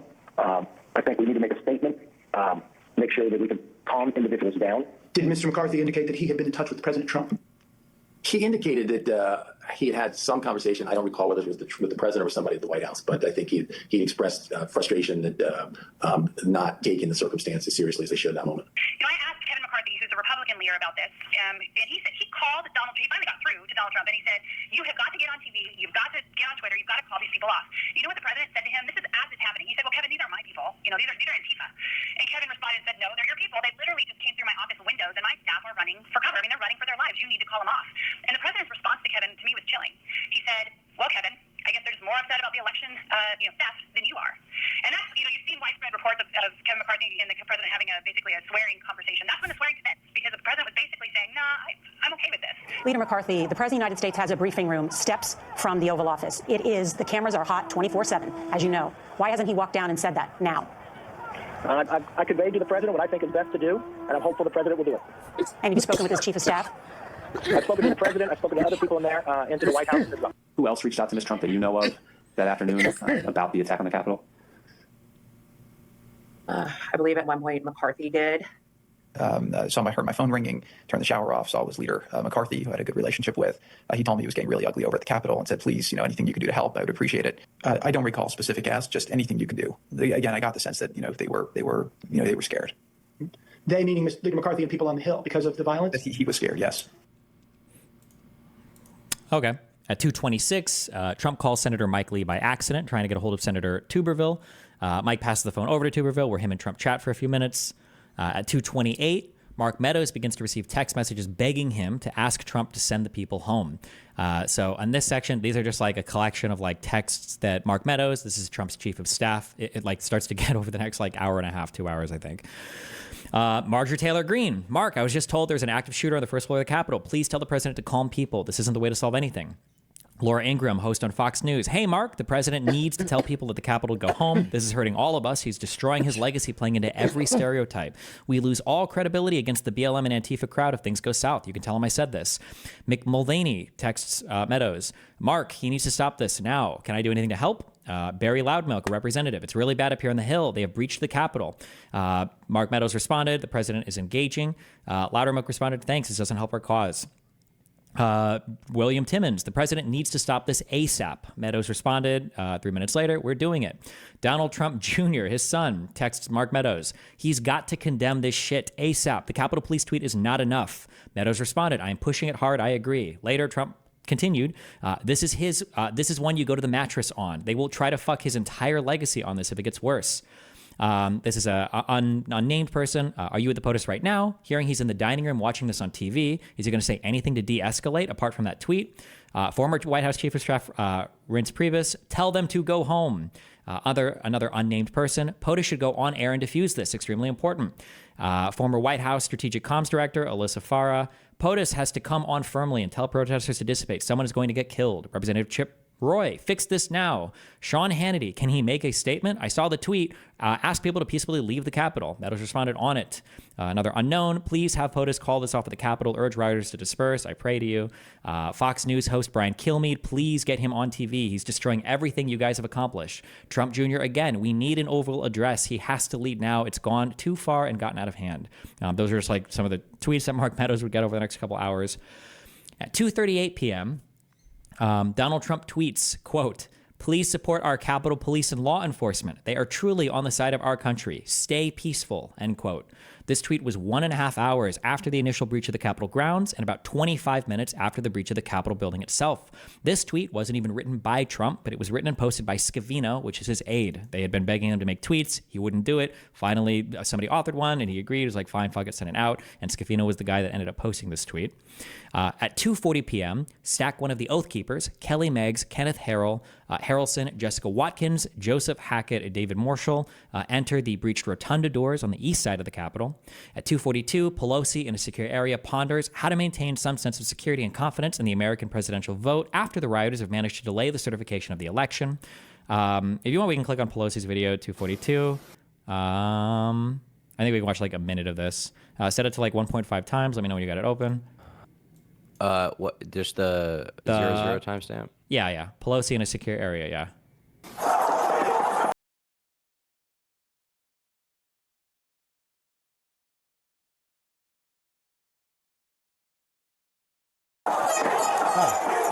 We're trying to get surrounded. They're taking the north front scaffolding. Unless we get more munitions, we're not going to be able to hold. The door has been breached, and people are gaining access into the Capitol. We have got to finish the proceedings, or else it will have to come to tricky. Senator Schumer is at a secure location, and they're locked down in the Senate. There has to be some way we can maintain the sense that people have that there's some security or some confidence that government can function and that we can elect the President of the United States. Did we go back into session? We did go back into session, and now apparently everybody on the floor is putting on tear gas masks to prepare for a breach. Well, I'm trying to get more information. They're putting on their tear gas masks.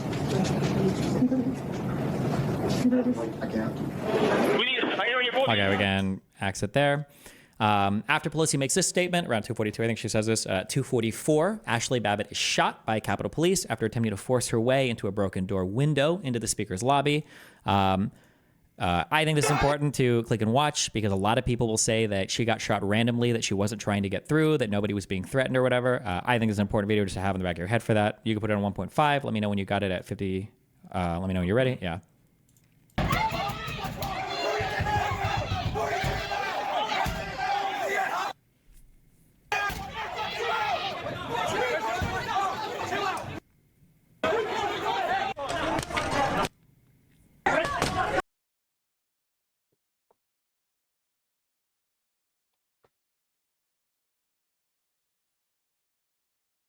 I'm sorry, hold on. What is this video? There has to be some way of confidence. There. After Pelosi makes this statement, around force her that nobody was being click and watch because a lot.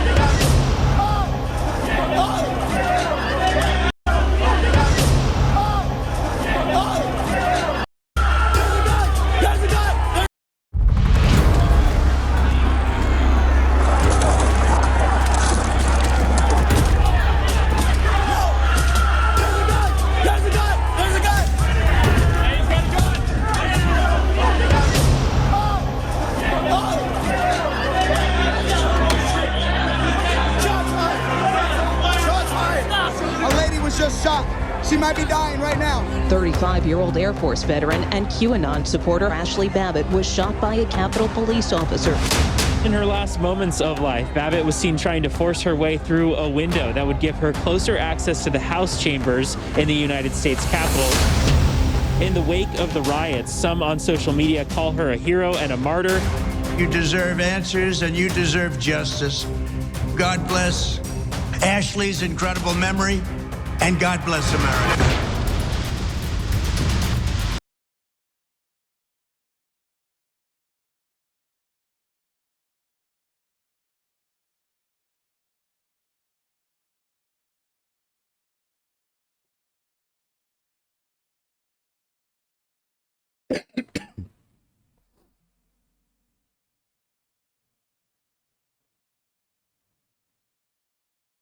Excessive force.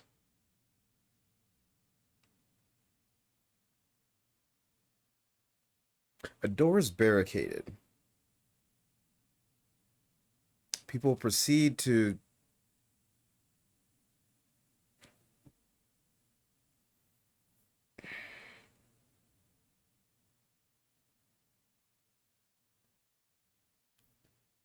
from the outside looking in, none of this makes sense.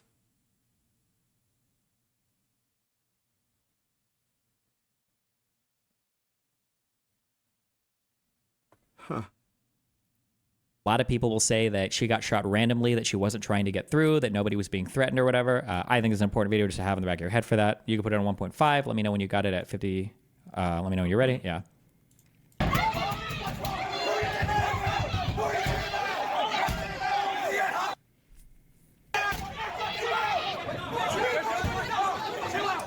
That's the crazy part. Like, people imagine you like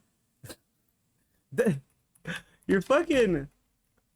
What is this world that we live in, bro? Like, all jokes aside, dog, like, you can't look at this as a black person and not say white people live in a completely different fucking world. I think this is important dog. to click and watch because a lot of people will say that she have in the back of your head for that.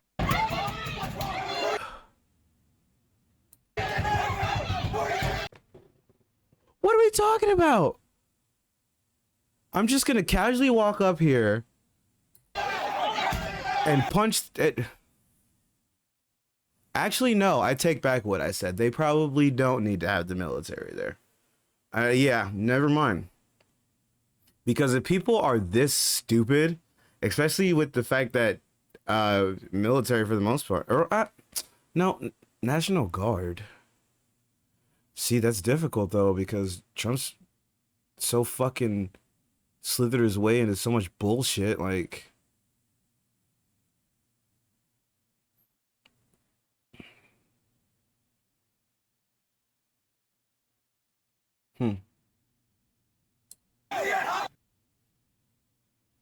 I don't think National Guard. If I'm being honest. Because I'm just saying, if I'm sitting there supposed to stand guard and you do that shit, what the fuck are you talking about, bro? I'm not gonna blast your shit in, but I'll fucking break your nose with the barrel of my never mind.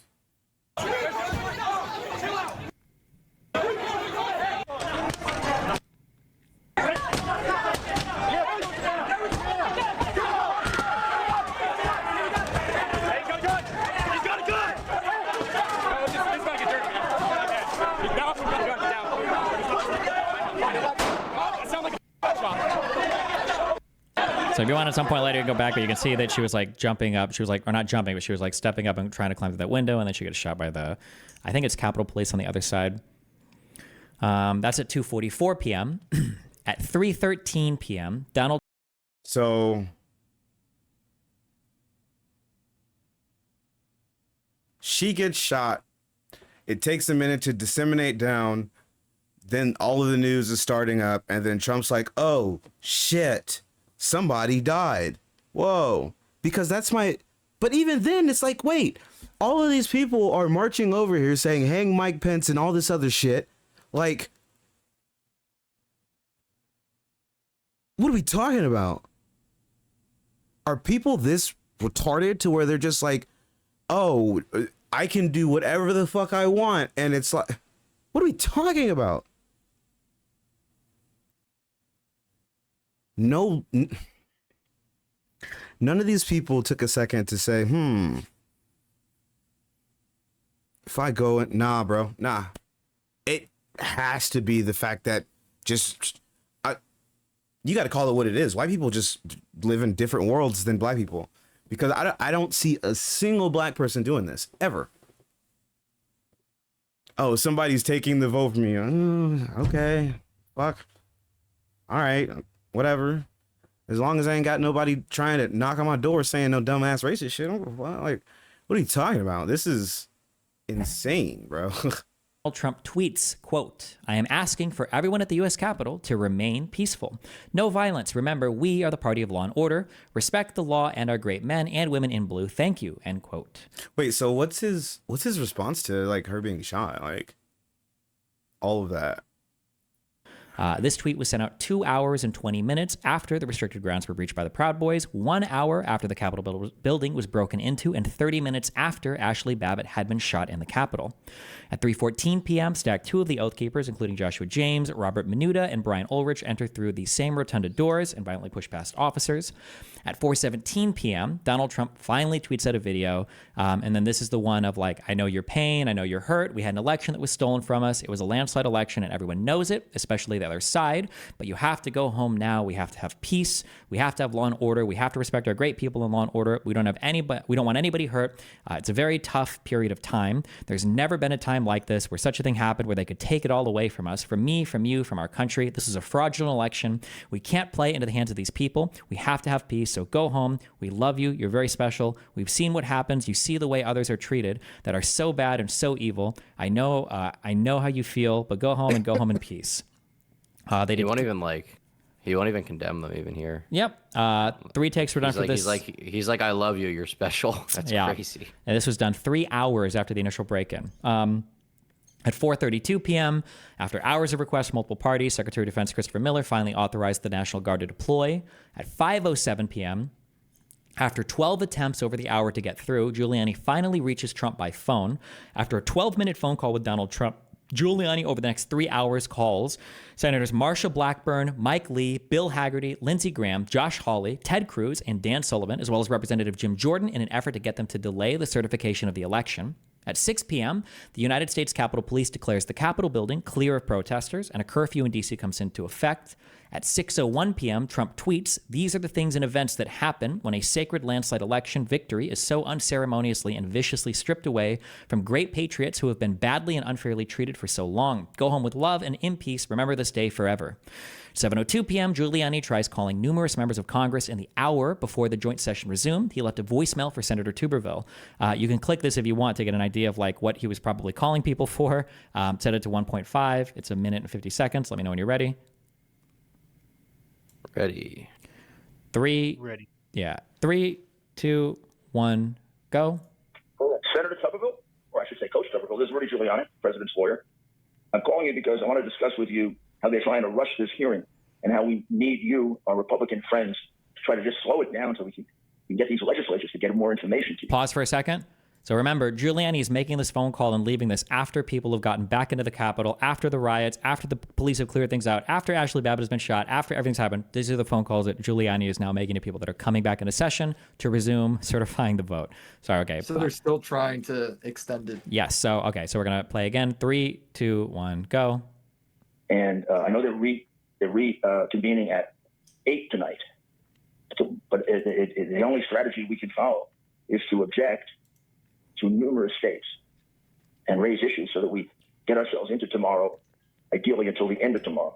I know McConnell is doing everything he can to rush it, which is kind of a kick in the head, because it's one thing to oppose us, it's another thing not to give us a fair opportunity to contest it. He wants to try to get it down to only 3 states that we contest. There are 10 states that we contest, not 3.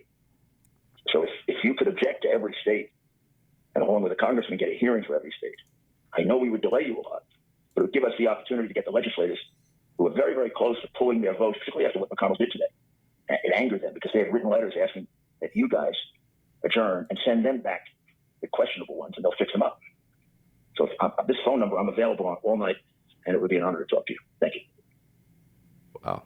So they were like, there were different lawmakers that Giuliani called. I believe Trump made phone calls as well, but because of Trump executive privilege, you can't touch those phone calls. So the J6 committee wasn't allowed to investigate those, but he was supposed to making calls. To be clear, Giuliani is not a member of government, right? Giuliani is only operating as Trump's personal assistant here. Correct. He has no official member in the United States government whatsoever. Correct.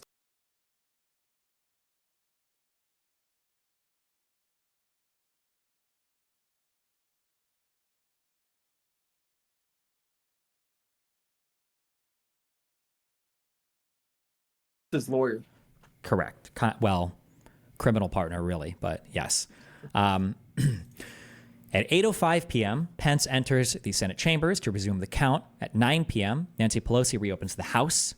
And then going into the next morning at 3:32 a.m., Congress completes the counting of the electoral votes, with Vice President Pence affirming the results of the election. At 7:10 p.m. the next night on January 7th, Donald Trump tweets out a video. If you want, you can click this. We don't have to watch this. But basically, he says that, like, oh, well, I tried to call the National Guard immediately. I wanted to stop things immediately, but they wouldn't let me. Something even more interesting, though, is the second link I have in here where they're doing outtakes. They're doing outtakes for this video. I'll do this. I'm going to do it. With this video that ends up getting tweeted out. Click the outtake. It says refuses to acknowledge. Let me know once you've clicked that, and just leave it on normal playback speed. I think we don't have to watch like 20 seconds. I missed that. What? So it's not the Twitter link we're looking at? So you see Trump tweets, it's the next link right after that. Refuses to acknowledge. Yeah. Sorry, let me just, I'm like retarded right now. We know. Is this 601? It's 7:10 right now? Okay, I got it. Ha ha ha. Yeah. Wait, do you have the link, Warren? Ready. Sorry, is it 702 you said? 710. 601. 710. Yeah, 710. It's the refuses to acknowledge that underlined text. Okay. Got it. Okay. Insurrection. And then this is where he's like, for that Trump tweets, the video that he just did, these are the outtakes for that video. Okay. So, all right. 3, 2, 1, go. I'll do this. I'm going to do this. Let's go. But this election is now over. Congress has certified the results. I don't want to say the election's over. I just want to say Congress has certified the results without saying the election's over. Okay? But Congress is certified. Now Congress is Yeah, right. Now Congress I didn't say over, so let me see. Go to the paragraph before. Yeah. Okay. That's my timeline list if you want. I'm going to throw another link in chat. This was under the Proud Boys thing above. We're going to 1.5 this, but this gives you kind of like an overview of the day as like for basically what the Proud Boys were involved in, and it walks through kind of how they were like leading the charge and everything. Here's this. Let me know when you got this open, and then 1.5. And I don't think we'll watch the whole thing. I'll stop it at some point, but... Ready. Okay. The guy on screen right now is Joe Biggs, who I destroyed in a debate in 2016. So fuck this guy. Okay, ready? 3, 2, 1, go. Humble. Hey, what's going on, everybody? This is Joe Biggs, and guess what? You're seeing a Proud Boys leader announcing plans for January 6th. Except this time, and you know who it is when I say we, but this time we're not going to be wearing the colors that you're used to seeing us in. Nope. This time, myself and other leadership have decided we're going to go incognito. We're going to be blending in, weaving in and out like a motherfucking old lady with some goddamn pins in her hand, making a goddamn sweater. You ain't going to know who the fuck it is standing beside you. It could be Antifa. It could be me. Joe Biggs is one of 5 Proud Boys now charged with sedition for their roles on January 6th. I guess they found out who he was. The group was among hundreds of rioters who stormed the Capitol that day. Imagine being that stupid to record yourself before you commit a crime. Oh, wait. That's like what YouTube... It feels like that could have low-key been what YouTube was like created for. You know? Let's just rewrite history and say that it was used to weed out jackasses. But you wouldn't really know it from the footage. Because, just as Biggs outlined, they deliberately tried to blend in with the crowd. But building on the work of online researchers, the New York Times spent months finding Proud Boys in videos of January 6th. Our analysis shows, for the first time, how central they were to the Capitol attack. We'll reveal how again and again they instigated critical breakthroughs around the Capitol by repeating the same tactics. Target an access point, rile up the crowd, join the violence, and reassess if police resist them. We combed through dozens of court records that included thousands of their text messages that show how Proud Boy leaders crafted a chain of command specifically for January 6th. Our investigation traces how an organized and violent group with a history of supporting Donald Trump came to his aid as he desperately tried to cling to power. This is exactly what was said. And were catalysts in a vicious attack on American democracy. Repeat after me. I am a Western chauvinist. This is Enrique Tarrio, leader of the Proud Boys. I refuse to apologize for creating a modern world. Create a modern world. The group is notorious for street brawling and facing off against far-left activists known as Antifa. Wait, fuck. We don't have to watch all this bullshit. Fuck. They run through some of the similar things they do for the response on Parler and stuff. I think the only interesting moments we're seeing on video them, like the initial break-ins. Here, hold on. I should timestamp this better. I'm going to give you a different timestamp right here. Let me know once you've clicked this. Got it. And Samsel talk. Got it. Okay, let me know when you're ready. 3, 2, 1, go. To Joe Biggs and immediately confronts the police. Biggs and other leaders look on. Samsel later told the FBI that Biggs encouraged him to confront the police, something Biggs denies. As the crowd pushes forward, many of the Proud Boys join in. They start removing barricades. This is the very first initial break-in, like through the restricted grounds. A chain reaction has been set off. The attack on the Capitol has begun. They're going in. And Proud Boys lead the charge, removing more barricades at the next police line. They scuffle with officers and break through the line again.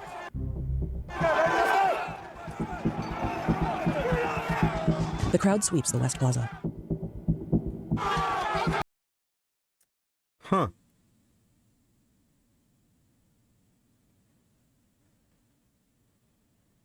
Okay. Never mind then. Okay, now I see how come they haven't been able to like really get Trump for it. Okay.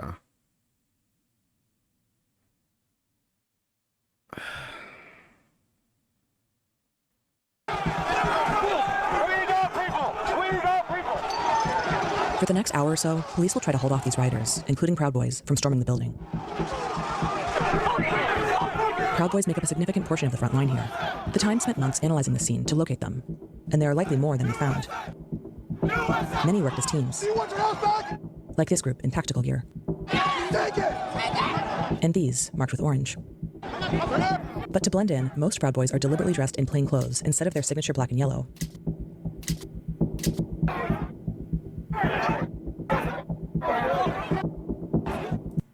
And then there's another part in here that shows like when they finally break through the window. We don't have to watch this, I guess. We don't need like every fucking part in here. Oh, here, just this other part. Then you can see them coming in too. So you see that they're involved in the initial breach on the outside, and I think they're involved in the initial. Piss. Probably eat too.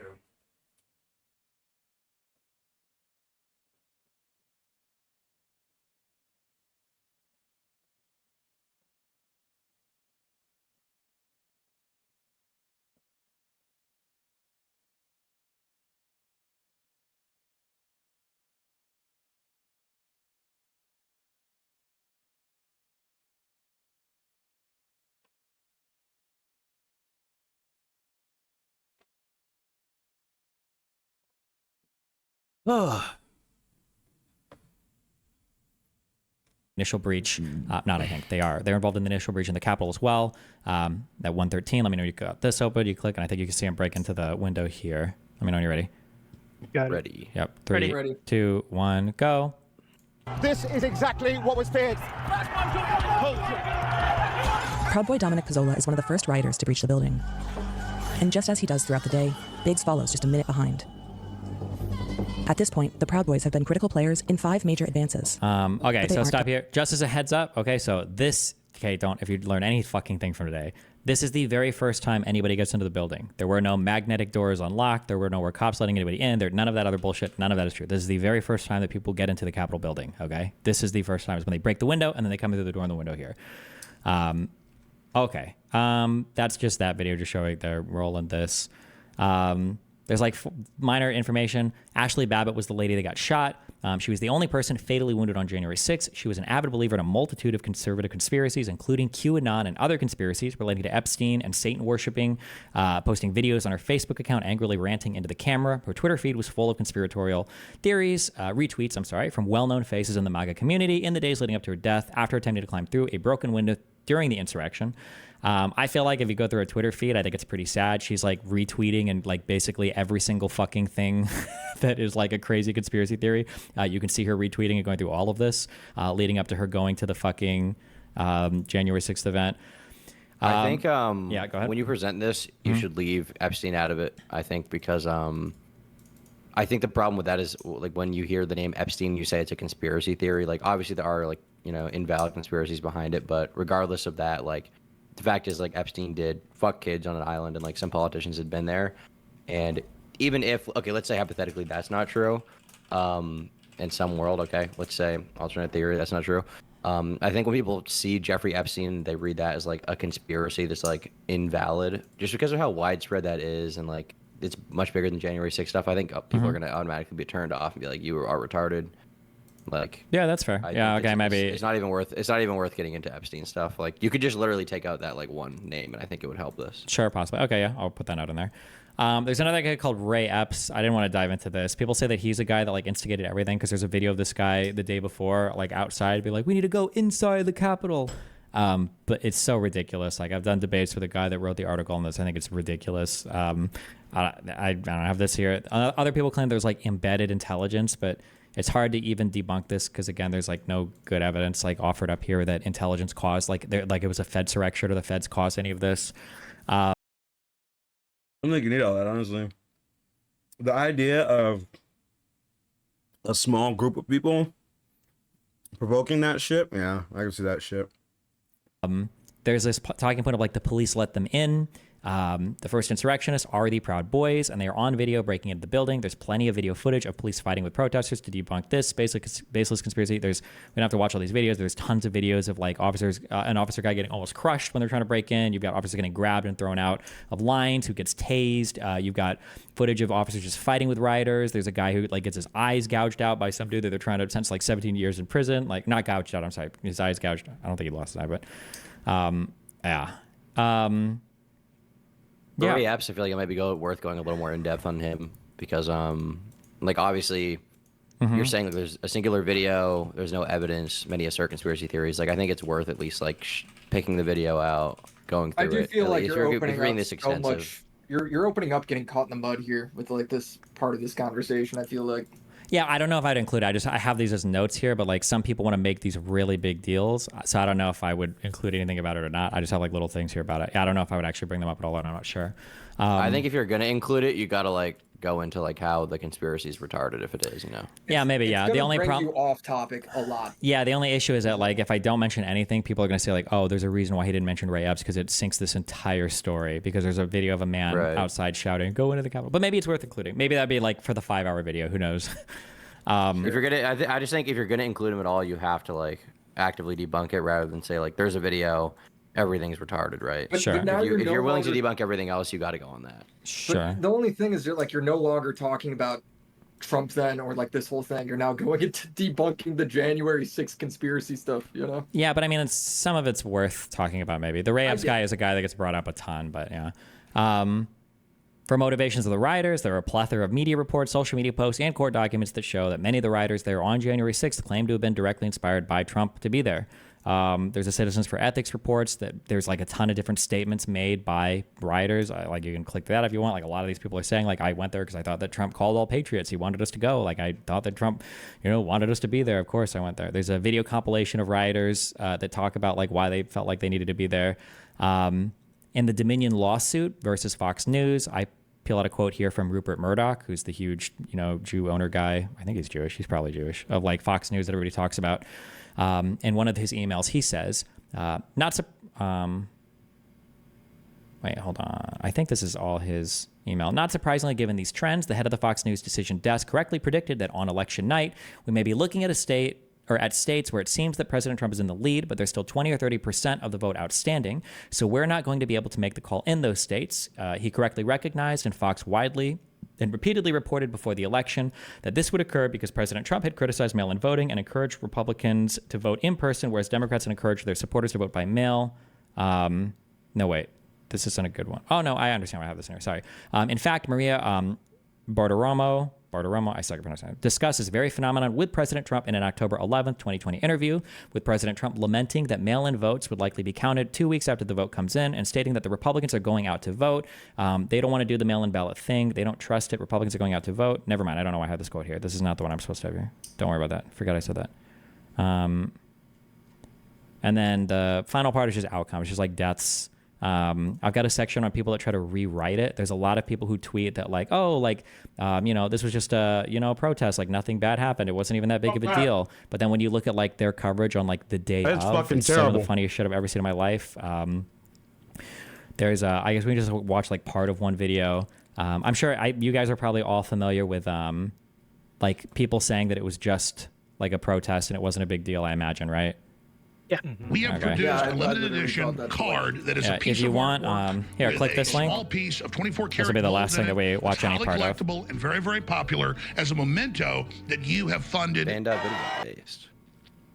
There's going to be a whole section on this, but like the way that people cover this event, in my opinion, when they thought they were going to win is wildly different than how they recounted afterwards. But okay, we're at 56:03. We're going to start in 3. Oh, you got it set to 1.5. Okay. 3, 2, 1, go. They want to bring America down, but we're not going to let them do it. This new system is a military high-tech attack, and we need to understand we're under attack. We need to understand this is 21st century warfare and get on a war footing and not just take this country back, but take the whole world back from the communist Chinese. USA! USA! USA! USA! USA! USA! USA! USA! USA! USA! I love this guy. And so today we march to the Capitol because on this historic January 6, 2021, we have to let our congressmen and women know, and we have to let Mike Pence know, they stole the election, we know they stole it, we're not going to accept it, do the right thing, because there's a million of us here in D.C. telling you to, and you have a constitutional and legal, you have to do it, it's your duty. It's your duty to save this election from being stolen. So hey, let's do it. President's going to finish. President's going to finish in 10 minutes, and he just told the crowd, let's walk down Pennsylvania. Is this Pennsylvania? This is a live feed from Washington, D.C. Right now, Alex Jones and Owen Schroyer speaking to a large crowd. At the same time, in the Capitol building, the word is Mike Pence has rejected Trump's call. He has failed to show the courage that Donald Trump was attempting to imbue in him and has begun the counting of the electoral votes. At the same time, there's word that thousands of patriots have broken through the barriers around the Capitol and are now moving towards it to occupy. That's the word from Elijah Schaffer, who's on the ground. And Alex Jones continues to speak to this crowd. Let's go back to Alex Jones. In the Great Awakening, The Great Reset is triggering the Great Awakening, and the Great Awakening will trigger the Great Rebellion and the destruction of the New World Order. We all know that our system has been corrupt for a long time. The whole world knows our system has been corrupt The Great Rebellion. And then if you want, we can pause this because I watched this entire thing. This video is wild. It just what they say when they think they're gonna win is just crazy. These are just like quotes that I peeled out, and I've timestamped it all if you ever want to go there on your own and look at it. But like 6140, it looks like patriots are threatening to overwhelm the security of the Capitol and break in. 6948, and here you see them pulling the barriers and police struggling to pull it back. This is not Black Lives Matter, folks. This is not Antifa. These are patriots, and perhaps they finally boiled over. 70 minutes, you see the air filled with a mist of mace, the stinging gas that the police will be implementing, and that is also being implemented against the police as patriots. Wow, receiving blows to the head from billy clubs. We expect the situation to become ever more dire. At an hour, or 120 minutes, I think this would be 2 hours, 38 seconds, the revolution will be televised.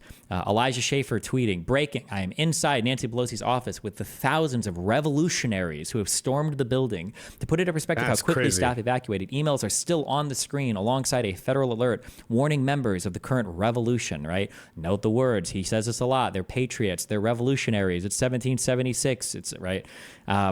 We've tried to work within the system, but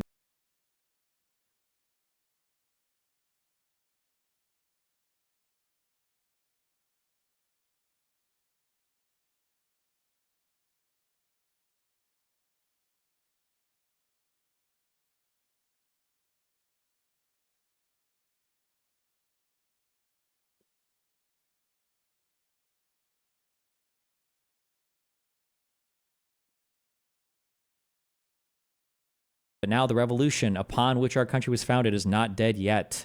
Yeah, Was he it's actually just- in the building? I didn't even know that. Elijah Schaffer? was part of this. I think, yeah, well, yeah, I guess if he's tweeting that, yeah, he must have I know been. Big Alaska was. Mm-hmm. Well, there's a picture of baked on Nancy's phone, but Yeah. yeah, well, Yeah. goddamn. Good. That's gonna make a God good ending. damn it. Yeah, there's just like the video of like people covering this was just wild. Even the meme of that the lady who got maced. There's like meme videos made of her, but she's literally saying like, "We're storming the Capitol. It's a revolution." If you scroll down, there are people outside wearing like literally Civil War shirts. You can click on protesters outside wearing Civil War shirts. You've got a guy walking through the building with a Confederate flag.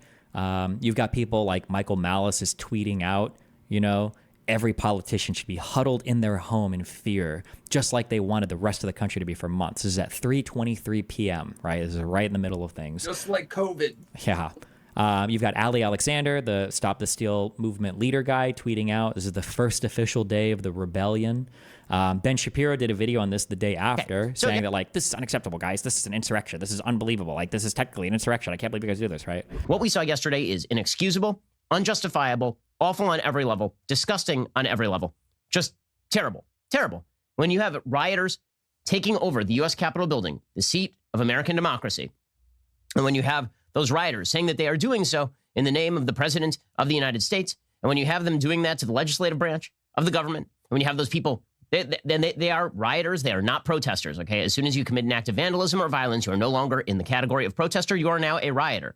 And unlike some folks who have justified riots based on the perspective of the rioters, if you're a criminal, you're a criminal, and you should go to jail. You should go to jail. And this was an attempted act of insurrection. I mean, technically speaking, that's what it was, considering that the reason that this happened is because Congress was simply there doing their constitutional duty and tabulating the state-certified electoral count. Okay, that's all they were doing. They do not have the power. Congress does not have the power, as I've been saying all week long. Congress does not, and never did, have the power to simply overturn state electoral college certified results. That is not a legal thing for them to do. Vice President Pence did not have that power. Congress did not have that power. It was not going to happen anyway, even if you thought they had that power, because Democrats control the House of Representatives. So all of that was tomfoolery. It was nonsense. And folks who believed that it wasn't nonsense and decided that they were going to commit an evil act. It is an evil act to invade the seat of government and do violence to people. It turns out we now have over a dozen police officers who are injured. There are 4 people who are dead. 1 person was shot. 3 people died in medical emergencies yesterday. That's as bad an event as I've ever seen in American public life. Frankly, I think that in many ways, it's the worst thing to happen to the United States of America since 9/11. It's. I feel like these 4 tweets are the perfect encapsulation of how people treated this afterwards. You can click this guy and just click like Kevin Sorbo and the way that he explains this. His first tweet is, "It's happening." The next tweet is, "History is being made." The next tweet is, "To those storming the Capitol building, please be careful. Do not act like Antifa. Respect the police and know they are mostly on our side. They are simply trying to do their job." That's at 3:16 p.m. And then at 4 p.m., Antifa led the charge into the Capitol building dressed as Trump supporters. No. Yeah. As soon as they realize that they aren't winning, yeah, the tone changes on everything. Yeah, there's like a million of these types of tweets I could do, but yeah. Okay, yeah. I think picking out, I would say like, because I've never even heard of who this guy is. Picking Kevin out, like, Sorbo? Popular. Yeah, I've never heard of this guy. He plays Hercules.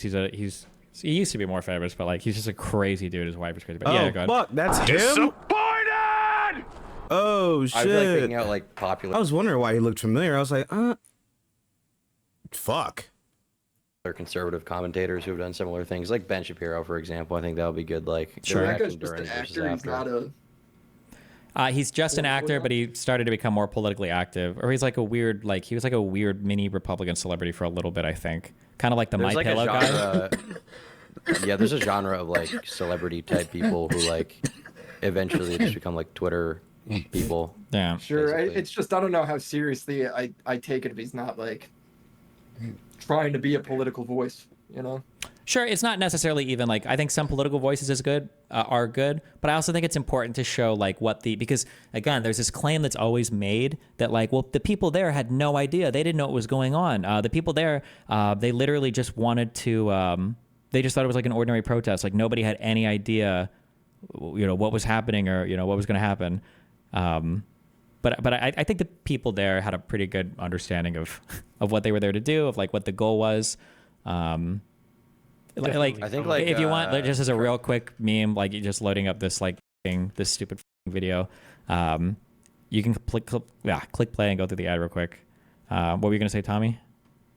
I was gonna say getting comments of people who were like in the building, also rather than like once again that actor guy would be good, because this guy he is wrong, but he's like some retard on Twitter. Like, sure. getting people who are like there. Sure. Seeing like their stuff, which must be no indictments. Sure. Let me know when you're done with the ad. Ready. Okay, I'm not. It's a long ad. I got a 30-second ad queue, okay? Get ad block. Jesus Christ, you're like 50 years Shut old. the f*** up. Okay, let me know when you're ready. Okay, so starting at the beginning, you don't have to speed it up. It's a short one. 3, 2, 1, go. Ma'am, what happened to you?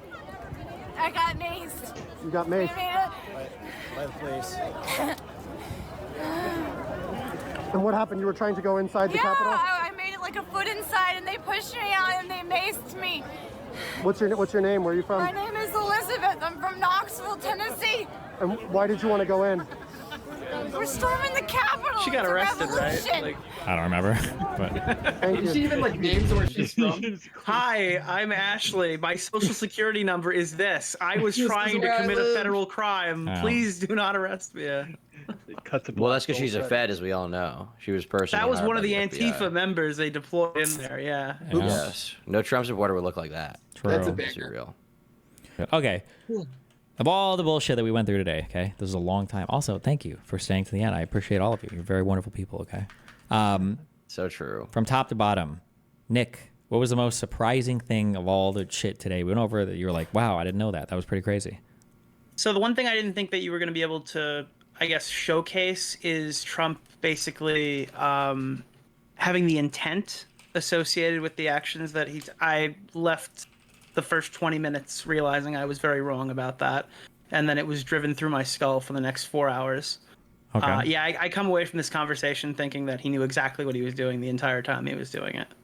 Okay. Tommy, what about you?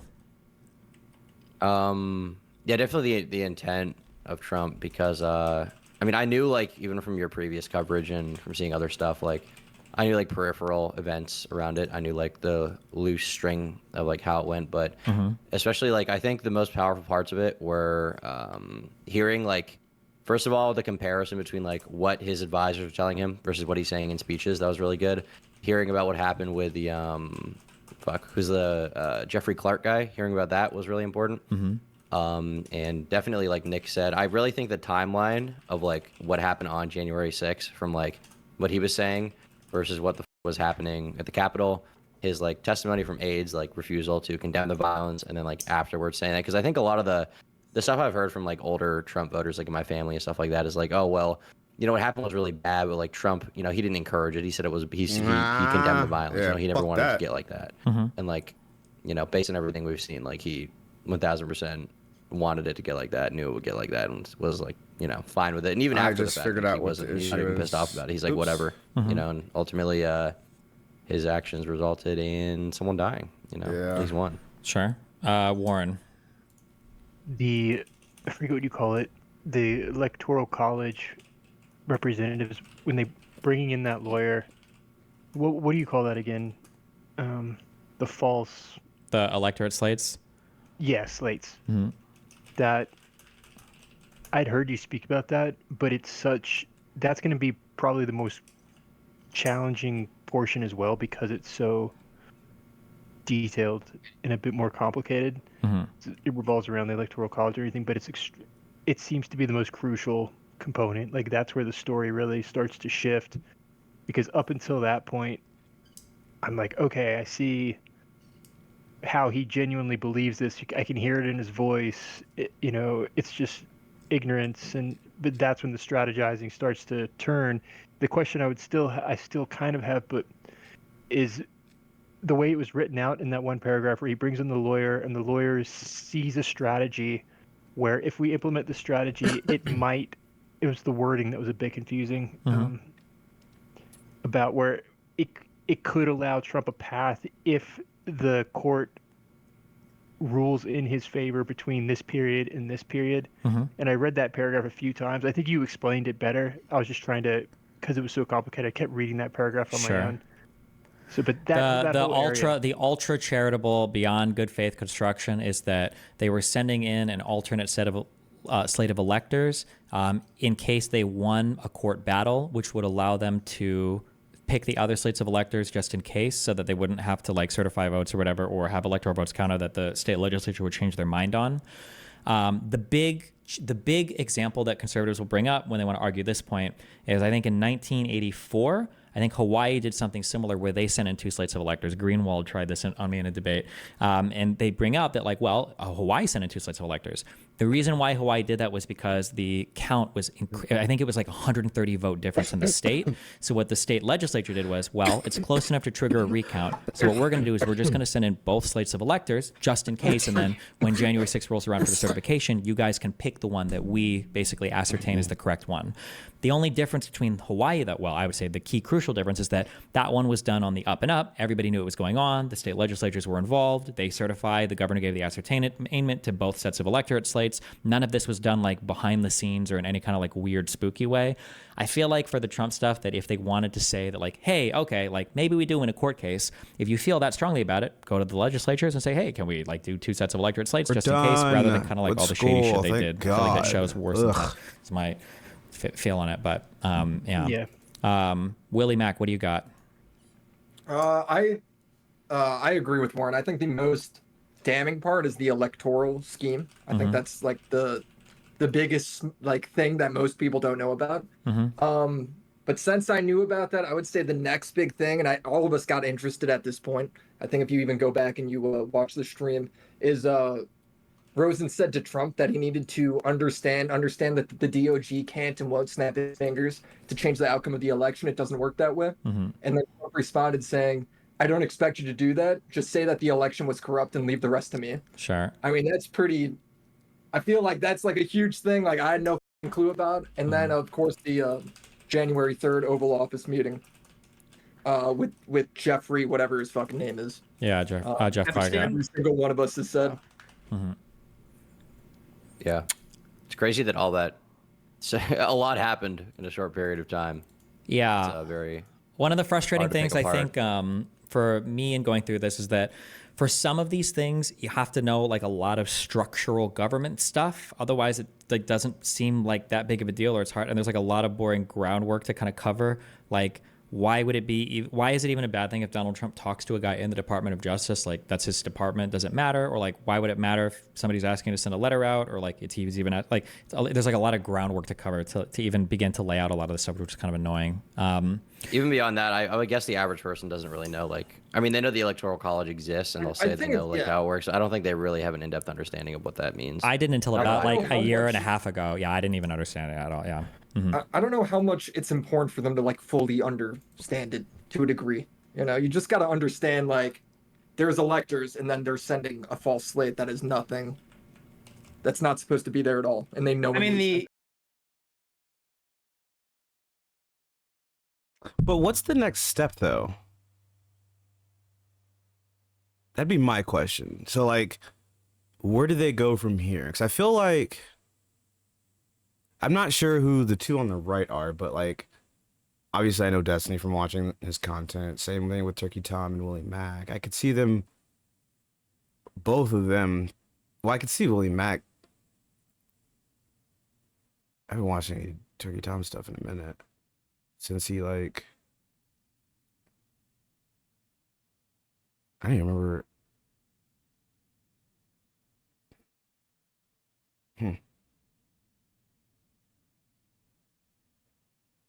Be interesting to see. the explanation helped me, but I don't know. Okay. Is there a particular thing you learned that changed your perspective on a thing?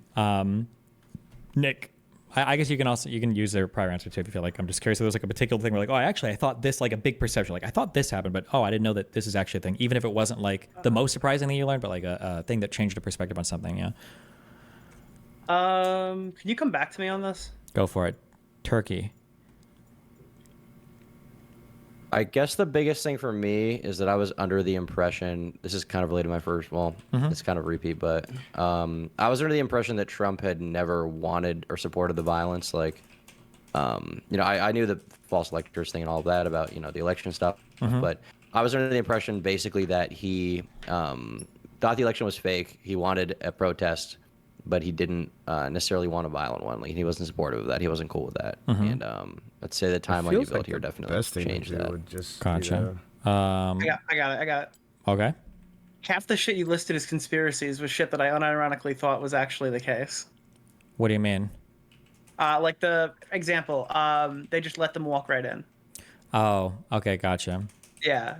That was a good point. Yeah, I didn't know that was the first point of entry. Actually, I thought the first point of entry was the cops opening the doors. Yeah. Yep. Sure. Okay. Warren, what would be your thing, or was that it, or? No, I mean, yeah, what I was saying before, but I can add on to that. Another powerful moment was hearing, like, Don Jr., his comments, like, when Trump was waiting to come out and tell them to simmer down, tell them to go home. Hearing, like, not just Don Jr., but hearing the lines, the quotes from multiple people, and also Pence, the whole Pence thing. I didn't know that he kind of refused to leave. That was a powerful moment. Gotcha. Willie. Yeah, definitely respect for Pence went the up. Sure. Yeah, so I came into it thinking like the Jan 6 stuff in terms of the riot was really unimportant. In terms of like the grand scheme of the whole thing. What am I trying to say? I think it needs to be emphasized that an African American, that it was an African American that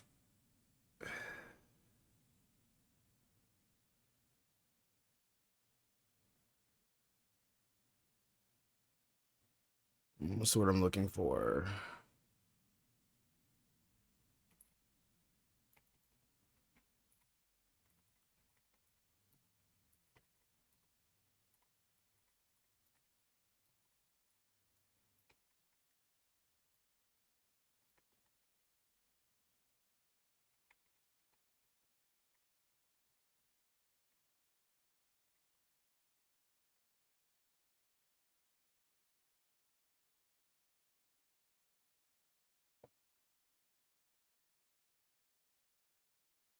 I think it needs to be emphasized that it was an African American that coaxed the Jan 6 crowd to look the other way until backup showed up.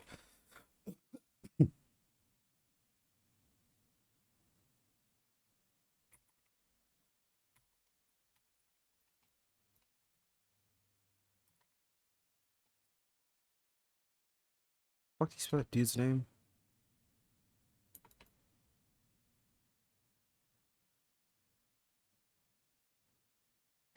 No, I can't. Just type whatever that white guy's name is. Oh, P-E-N-C-E. There we go.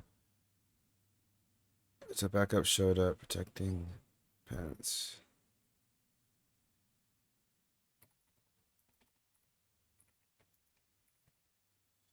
And his family.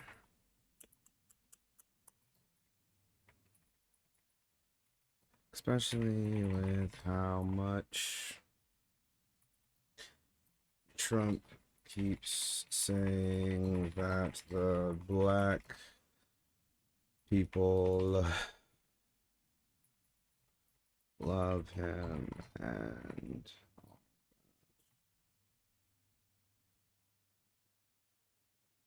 alrighty then. But hey, man, dude, that was awesome for finishing school for the week. That actually might just be a weekly thing. Just fucking crank the stream open and do some school. Bye.